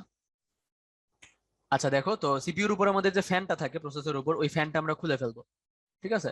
তো আমাদের প্রসেসরের উপর একটা হিট সিঙ্ক থাকে, একটা হিট সিঙ্ক অংশ থাকে, মনে করো এটা হচ্ছে আমাদের প্রসেসর। এই প্রসেসরের উপর হিট সিঙ্কের একটা অংশ থাকে, এই হিট সিঙ্কের উপর হচ্ছে আমাদের এই ফ্যান থাকে। হ্যাঁ এই যে ফ্যান হচ্ছে ঘুরে, হ্যাঁ এটা হচ্ছে আমাদের প্রসেসর। প্রসেসরের উপর আমাদের থাকে হচ্ছে হিট সিঙ্ক, হিট সিঙ্কের উপর আমাদের থাকে হচ্ছে ফ্যান। তো এখানে এটাই বলছে যে আমরা হিট সিঙ্কটা দেখবো যে হিট সিঙ্কে ধুলাবালি জমছে কিনা। যদি হিট সিঙ্কে ধুলাবালি জমে, তার মানে কি বায়ু চলাচল বাধাগ্রস্ত করছে, ফলে সিপিইউ ঠান্ডা হতে পারতেছে না। তো আমরা হিট সিঙ্কটা পরিষ্কার করে ফ্যানটা আবার লাগাই, তারপর ইয়ে করে ফেলবো, শেষ। ল্যাপটপ চার্জ দিলে গরম হয়ে যায়, একটা নির্দিষ্ট পরিমাণ গরম আসলে হবেই, এটা স্বাভাবিক, হ্যাঁ নির্দিষ্ট পরিমাণ গরম আসলে হবে। সার্চ বার ওপেন হয় না, ওটা তো কোনো অপশন হয়তো অফ করে রাখছো, দেখো। সিপিইউ কি, সিপিইউ মানে প্রসেসর, প্রসেসর, হ্যাঁ ওই যে Intel core i7, AMD Ryzen 5 Ryzen 7 এগুলা প্রসেসর, ঠিক আছে। সেন্ট্রাল প্রসেসিং ইউনিট, হ্যাঁ প্রসেসর সেন্ট্রাল প্রসেসিং ইউনিট। আচ্ছা, ঠিক আছে। তো তারপর দেখো কম্পিউটার ট্রাবল শুটিং এর আরো পয়েন্ট আছে, তাইলে আমরা কি একটা ব্রেক নিব এখন বলো, নাকি একটু পরে নিব, তোমরা কি বলো। ঠিক আছে, আমরা তাহলে ছোট্ট একটা ব্রেক নিই না, ছোট্ট একটা ব্রেক নিয়ে তাহলে একবারে শেষ করে ফেলবো এরপর। আচ্ছা, সিপিইউ হিট হওয়ার পর কি থার্মাল পেস্ট শুকায় যায়। থার্মাল পেস্ট আসলে শুকায় না তো।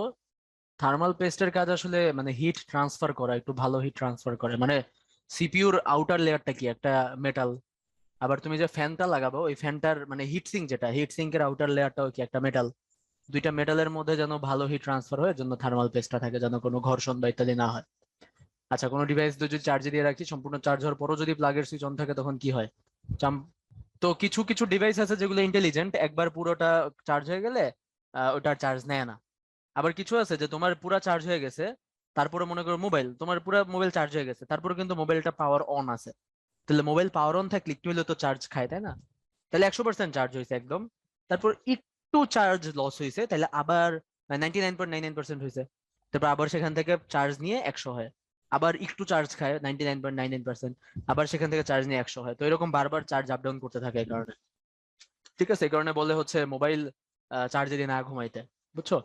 কিছু কিছু ডিভাইস আছে যেগুলা ইন্টেলিজেন্ট, যেমন আইফোন, হ্যাঁ, তারপর ওয়ান প্লাস বা ইত্যাদির কিছু ইয়ে আছে যে তোমার, তুমি যদি সারা রাত চার্জে দিয়ে ঘুমাও তাহলে ইয়ে করে, ওদের কিছু ইন্টেলিজেন্স আছে যে ওরা চেক করে। তুমি 2-3 দিন যদি রাত্রেবেলা চার্জে দিয়ে ঘুমাও, তাইলে ওরা বুঝে ফেলে যে তুমি মোটামুটি সকালে মনে করো 8টা বাজে ঘুম থেকে উঠো।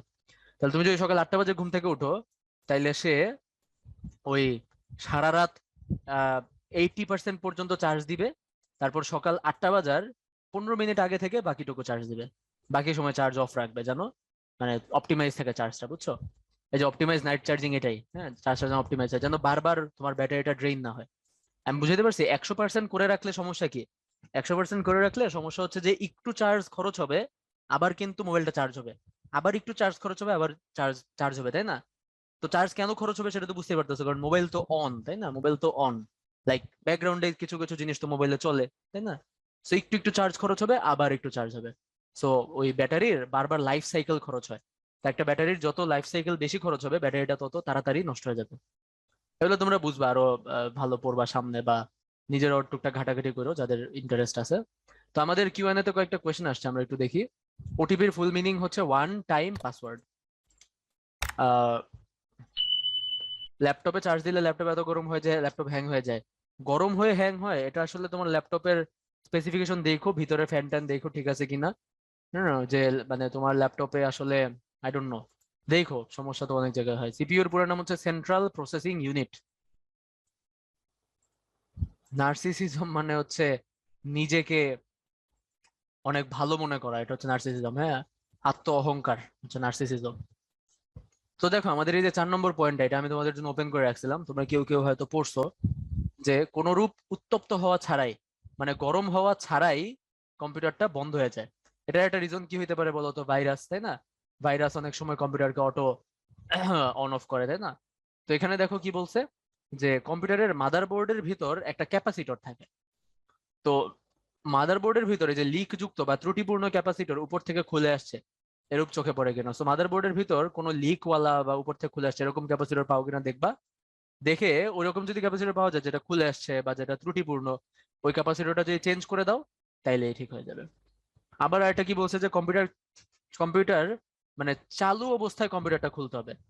হ্যাঁ, কম্পিউটারটা চালু অবস্থায় কম্পিউটার খুলতে হবে, খুলে দেখতে হবে যে কোনো আইসি বা কম্পোনেন্ট অতিরিক্ত তাপ উৎপাদন করতেছে কিনা। হ্যাঁ, তবে সাবধান, বোর্ডটা যেন শর্টেড না হয়ে যায়। বোর্ডটা শর্টেড, শর্টেড মানে বুঝো তোমরা? শর্টেড মানে হচ্ছে শর্ট সার্কিট হয়ে যাওয়া। মনে করো এই পাশে একটা সার্কিট আছে, হ্যাঁ, এই পাশে একটা সার্কিট আছে, আর এই পাশে মনে করো আরেকটা সার্কিট আছে। হ্যাঁ, তো মাদারবোর্ডের ভিতরে এরকম দুইটা সার্কিট, তুমি যদি হাত দিয়ে ধরো তাহলে সমস্যা কি? তুমি যদি হাত দিয়ে ধরো দুইটা সার্কিটের মধ্যে তোমার যদি আঙুল পড়ে যায়, তোমার হাত কি পরিবাহী না? মানুষের শরীর কি বিদ্যুৎ পরিবাহী না? তাহলে এক সার্কিট থেকে আরেক সার্কিটের মধ্যে কারেন্ট চলে যাবে না? তো এটাকে বলতেছে শর্টেড হয়ে যাওয়া। তুমি হাত দিয়ে ধরলে এরকম দুইটা পার্ট, সার্কিটের দুইটা পার্টের মধ্যে শর্ট হয়ে যাওয়ার চান্স থাকে। ঠিক আছে, তো এই কারণে হাত দিয়ে যেন না ধরা যায়। তো এই কারণে এই জিনিসগুলো খুব সাবধানে করতে হয়, বেটার হচ্ছে অভিজ্ঞ কারো কাছে নিয়ে যাওয়া। ঠিক আছে, তো বুঝতে পারছো শর্টেড হওয়া মানে কি? বুঝতে পারছো? হ্যাঁ, ভাইরাসের কারণে হইতে পারে, ইচ্ছা। আচ্ছা, ঠিক আছে, তাইলে আমরা দেখো পরের পরের কারণে যাই। হ্যাঁ, পরের সিমটমটা কি আমার কি হইতেছে? উইন্ডোজ রান করার সময় হঠাৎ হঠাৎ আটকে যায়। ঠিক আছে, পলিথিন দিয়ে ধরে না আর কি, মানে ওইরকম গ্লাভস দিয়ে ধরে আর কি, বা কিছু প্লাস্টিকের ইয়ে আছে ওগুলা দিয়ে ধরে। দেখো উইন্ডোজ রান করার সময় আটকে যায় বা হ্যাং হয়। তো অ্যান্টিভাইরাস চালায় দেখতে হবে যে মানে ভাইরাস রিলেটেড প্রবলেম কিনা, কারণ অধিকাংশ ক্ষেত্রে হ্যাং হওয়ার প্রবলেম গুলো ভাইরাস রিলেটেড হয়, বুঝছো? অধিকাংশ ক্ষেত্রে ভাইরাস রিলেটেড হয়। হুম। অথবা কি, গুরুত্বপূর্ণ ডেটা তুমি যদি ব্যাকআপ নাও, ব্যাকআপ নিয়ে পুরাটা উইন্ডোজ যদি নতুন করে দাও, হ্যাঁ, নতুন করে পুরো উইন্ডোজ দিলে তোমার কম্পিউটারটা ঠিক হয়ে যাবে। বুঝছো? অনেক সময় কি হয়, আমাদের অপারেটিং সিস্টেমেই কোনো কোনো কারণে একটু ডিফল্ট মানে ডিফেক্ট দেখা দেয়। ওই যে আমি তোমাদেরকে রেজিস্ট্রি এডিটর পড়াইছি না গত ক্লাসে, তো ওই রেজিস্ট্রি এডিটরে, হ্যাঁ, তো ওই রেজিস্ট্রি এডিটরে তোমরা দেখছো যে বিভিন্ন ইয়ে থাকে না, তো ওই রেজিস্ট্রি গুলোর জন্য যদি কোনো কিছু নষ্ট হয়ে যায়, হ্যাঁ, ভুলভাল কিছু যদি তুমি চেঞ্জ করে ফেলো, তাহলে কিন্তু অপারেটিং সিস্টেমটা তখন ঠিকঠাক কাজ করে না। অপারেটিং সিস্টেম এরকম হ্যাং হয়ে যায়, সমস্যা দেখা দেয়। তো ওগুলা আসলে ঠিক করা যায় না, বুঝছো? ওগুলো আসলে ঠিক করা যায় না, ওগুলো ট্রাবল শুট করা যায় না। কি করতে হয়, পুরো অপারেটিং সিস্টেমটা নতুন করে ইনস্টল দিতে হয়, বুঝছো? পুরো অপারেটিং সিস্টেমটা নতুন করে ইনস্টল দিতে হয়। এই হচ্ছে ব্যাপারটা। আচ্ছা, অপারেটিং সিস্টেম হ্যাং করে হচ্ছে মানে হার্ডওয়্যার রিলেটেড প্রবলেম হতে পারে, যে তোমার কম্পিউটারে র্যাম কম, র্যাম 4 জিবি বা র্যাম 2 জিবি এই কারণে। আর যদি অপারেটিং সিস্টেম জনিত প্রবলেম হয়, তার জন্য সলিউশন কি, যে আমরা অ্যান্টিভাইরাস চালিয়ে দেখবো ভাইরাস আছে কিনা, অথবা পুরো অপারেটিং সিস্টেমটা আমরা নতুন করে আবার ইনস্টল দিব, আবার জিরো থেকে, ঠিক আছে? এই যে হ্যাঁ, your device run into a problem, এরকম হয়, করাপ্ট হয়ে যায়, তাই না? রেজিস্ট্রি এডিটর গুলো করাপ্ট হয়ে যায়।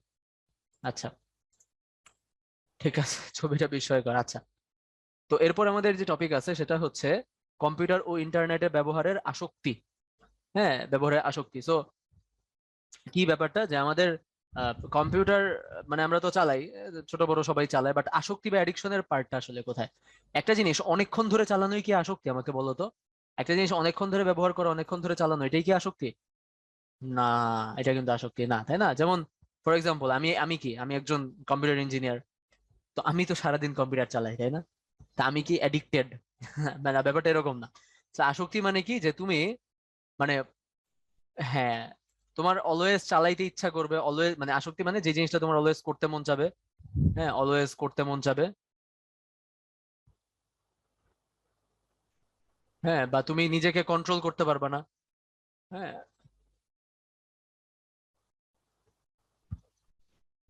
সেই জিনিসটা হচ্ছে মনে করো আসক্তি।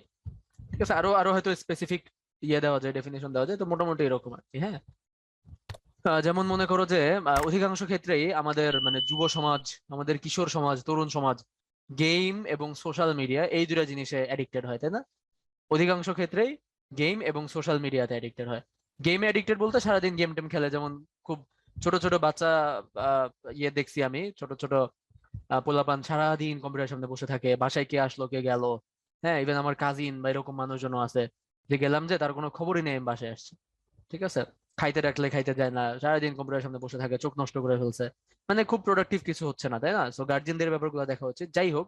আবার সোশ্যাল মিডিয়া ফ্রিক মানুষজন আছে, তাই না? যেমন ইদানিং আহ টিকটক নিয়ে অনেক বেশি ইয়ে হচ্ছে। ঠিক আছে, অনেকেই প্রচুর এডিক্টেড হয়ে যাচ্ছে। এডিক্টেড না হওয়া পর্যন্ত সবকিছুই আসলে ভালো, মানে খারাপ না, বাট এডিকশনটাই সমস্যা।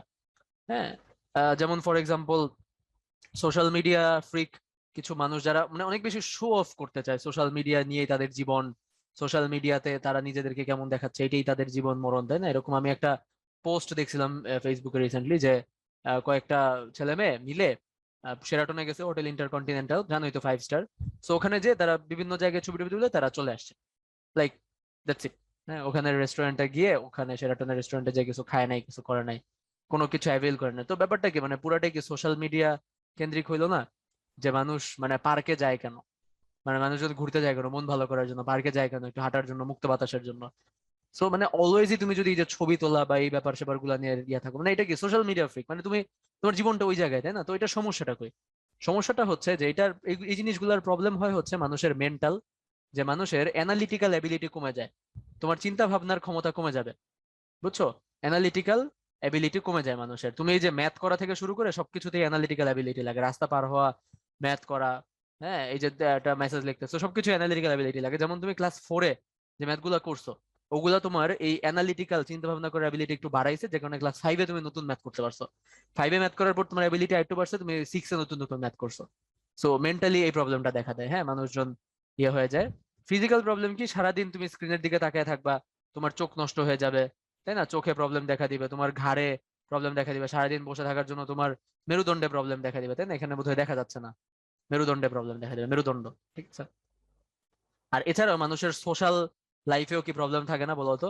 তুমি সারাদিন যদি গেম বা সোশ্যাল মিডিয়া নিয়ে থাকো, তোমার যে অ্যাকচুয়াল রিয়েল লাইফ, হ্যাঁ অ্যাকচুয়াল রিয়েল লাইফ যে সোশ্যাল লাইফ, মানুষজনের সাথে তোমার কথাবার্তা এই সেই, এগুলা কিন্তু হ্যাম্পার হবে। তুমি মানে তোমার এলাকার মানুষজন তোমাকে চিনবে না, তুমি মসজিদে নামাজ পড়তে যাও না, তুমি কখনো ইয়ে করো না, হ্যাঁ কি বলে এটাকে, তুমি তোমার ফ্যামিলিতে সময় দাও না, হ্যাঁ তোমার তোমার বাড়িতে যারা থাকে তারাও তোমাকে চেনে না, তাই না? তো এই ব্যাপার স্যাপার গুলো আর কি। হ্যাঁ, আমাদের উচিত পড়ালেখায় আসক্ত হওয়া। না, আমি এটাও সাপোর্ট করি না, ঠিক আছে? যাই হোক, কোনো কিছুই। তো আমাদের আজকের শেষ সেকেন্ড লাস্ট টপিক আর কি, সেকেন্ড লাস্ট টপিক হচ্ছে যে আসক্তি থেকে মুক্ত থাকার উপায়। তো আসক্তি থেকে মুক্ত থাকার বেস্ট উপায় হচ্ছে হবি। তোমার কোনো একটা হবি যদি থাকে, একটা ইয়ে যদি থাকে, যে তুমি হয়তো খেলাধুলা করো, এটা তোমার একটা হবি হইতে পারে, তাই না? তুমি হয়তো গার্ডেনিং করো, তুমি হয়তো বই পড়ো, এটা একটা হবি হইতে পারে। বই পড়াটা কিন্তু অনেক বেশি মানে অনেক কমে গেছে, তাই না? এখন তোমরা জানো তো বই পড়া, আমি নিজেও তোমাদের বয়সে কলেজে থাকতেও প্রচুর বই পড়তাম, গল্পের বইয়ের কথা বলতেছি আর কি। তো পরবর্তীতে দেখা গেছে যে মানে ভার্সিটিতে ওঠার পর কমে গেছে, আসলে সারাদিন কম্পিউটারে কাজ টাজ করা হয়, তো এই সারা কম্পিউটারে বসেই মুভি সিরিজ দেখা হয় আর কি। হ্যাঁ, তো বই পড়ার অভ্যাস অনেক কমে গেছে, বাট বই পড়া খুব ভালো জিনিস। আমি ছোটবেলায় ধুমায় বই পড়ছি। হ্যাঁ, এই যে তোমার তিন গোয়েন্দা, মাসুদ রানা, এগুলা তো পড়ছি একদম ধুমায়। এছাড়াও তোমার ভারতীয় বাংলা বই বলো, বাংলাদেশি আহ প্রচুর বই পড়ছি, মানে you name it I have read it. অনেক বই পড়ছি ওই আমলের। হ্যাঁ, যাই হোক, তো এই এই জিনিসগুলো তো ভালো, তাই না? ফ্যামিলির সাথে টাইম স্পেন্ড করা কিন্তু খুব ভালো, যে কোনো আসক্তি থেকে বেঁচে থাকার জন্য, তাই না? ফ্যামিলির সাথে টাইম স্পেন্ড করা। আমাদের অনেক সময় বাবা মাকে অনেক সময় আমাদের মানে অসহ্য মনে হয়, হ্যাঁ বিরক্ত লাগে, সারাদিন মনে হয় যে আমাদের উপর খবরদারি করে, but at the end of the day তাদের চেহারা না দেখলে কিন্তু ভালো লাগে না, তাই না? তুমি স্কুল থেকে যারা একা একা যাতায়াত করো, স্কুল থেকে বাসায় আসার পর যখন দেখো বাসায় আম্মু নাই, ঠিক আছে, তখন কি খুব কেমন জানি লাগে না? আই ডোন্ট নো, আমার এরকম হয়তো। হ্যাঁ, সেই ব্যাপারগুলো ফ্যামিলির সাথে টাইম স্পেন্ড করলে অলওয়েজ মানুষের মুড ভালো থাকে, মন মেজাজ ভালো থাকে, এবং মানে এই এই আসক্তি বা এগুলা থেকে মুক্ত থাকা যায়। একটা ভালো ফ্রেন্ড সার্কেল অনেক ইম্পর্টেন্ট, তাই না? একটা ভালো ফ্রেন্ড সার্কেল থাকাও খুব ইম্পর্টেন্ট। তো এই ব্যাপারগুলো আর কি। হ্যাঁ, এই ব্যাপারগুলো আসক্তি থেকে মুক্ত থাকার উপায়। আচ্ছা,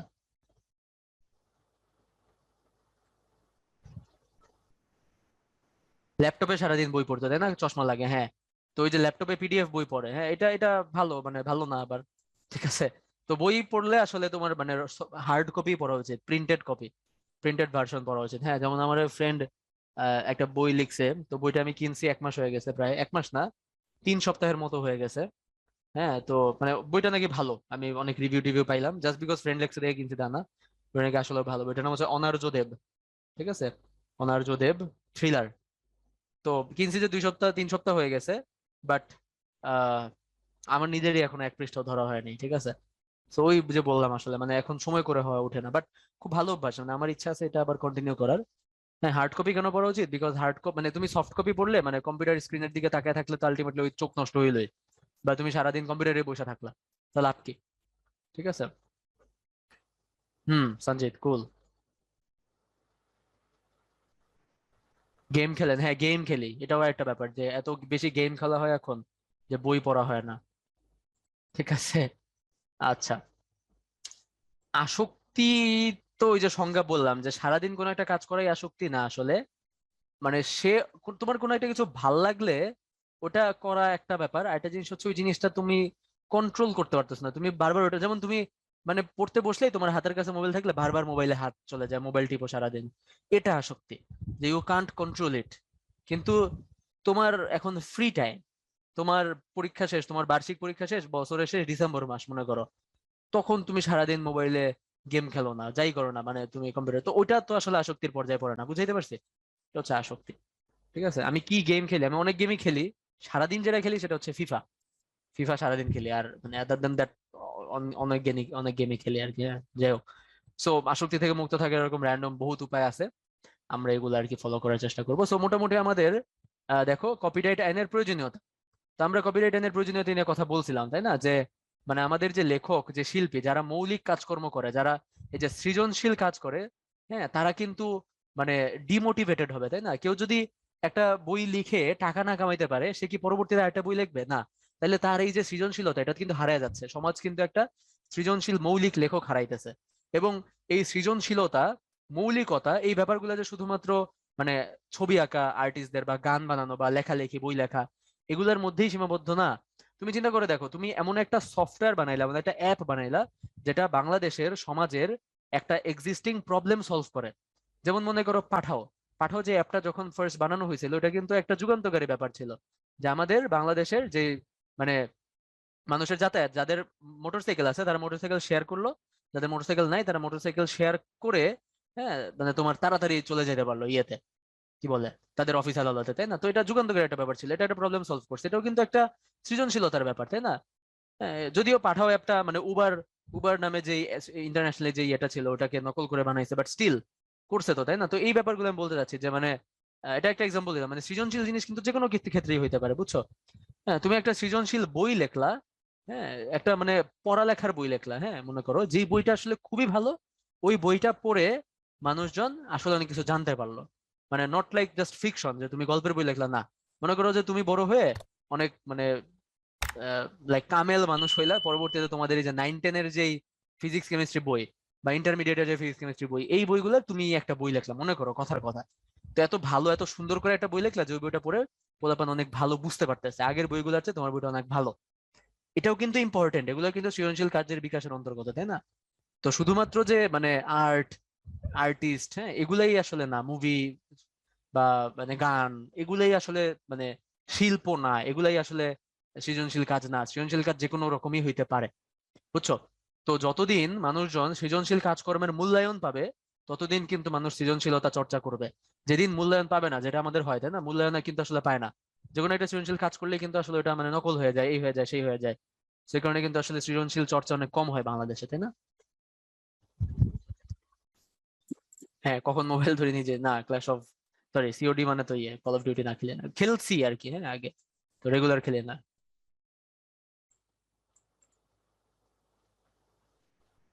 হ্যাঁ, পাঠাও কাইন্ড অফ ইন্সপিরেশন নিছে, নট কপি, ভালো বলছো যে পাঠাও উবার অ্যাপ থেকে ইন্সপিরেশন নিছে, নট কপি, মানে ঠিক আছে। FIFA 20, না মাইনক্রাফট খেলি। আচ্ছা আমি কোন গেম খেলি রেখে আজকের পড়ালেখার বিষয়টা পরীক্ষায় আসবে। মাইনক্রাফট খেলি না, মাইনক্রাফট খেলতে পারি না। ঠিক আছে, আচ্ছা ঠিক আছে। তো মোটামুটি আমাদের এই হচ্ছে আর কি পড়ালেখা। তথ্য অধিকার আইন রিলেটেড আমি বলি, বইয়ে আছে, কি পড়বা, বইয়ে দেখবা যে তথ্য অধিকার আইন 2009 সালে হয়েছে এরকম কিছু আছে, হ্যাঁ কয়টা অনুচ্ছেদ আছে এইটা আছে বইয়ে, হ্যাঁ কোন অনুচ্ছেদে কি আছে এটা একটু মুখস্থ করতে হবে, ওখানে আসলে বোঝানোর কিছু নাই। হ্যাঁ, তো এগুলা থেকে ডিরেক্ট জ্ঞানমূলক এমসিকিউ আসবে। হ্যাঁ, এগুলো থেকে ডিরেক্ট হচ্ছে তোমার জ্ঞানমূলক এমসিকিউ। জ্ঞানমূলক মানে বুঝো, যেখানে কিছু চিন্তা ভাবনা না করে জাস্ট কোয়েশ্চেন দেখে উত্তর দিতে হবে। হ্যাঁ, এগুলো থেকে হচ্ছে জ্ঞানমূলক এমসিকিউ আসবে। ঠিক আছে, এই হচ্ছে মোটামুটি আজকের পড়ালেখা। তোমাদের জন্য ক্লাস ইভলিউশনের একটা পোল লঞ্চ করে দিলাম। তো আমাদের মানে কারো যদি কোনো কোয়েশ্চেন থাকে, কোয়েরি থাকে, তোমরা হ্যান্ড রেজ করো। হ্যাঁ, তোমাদের সবাইকে অনেক অনেক ধন্যবাদ।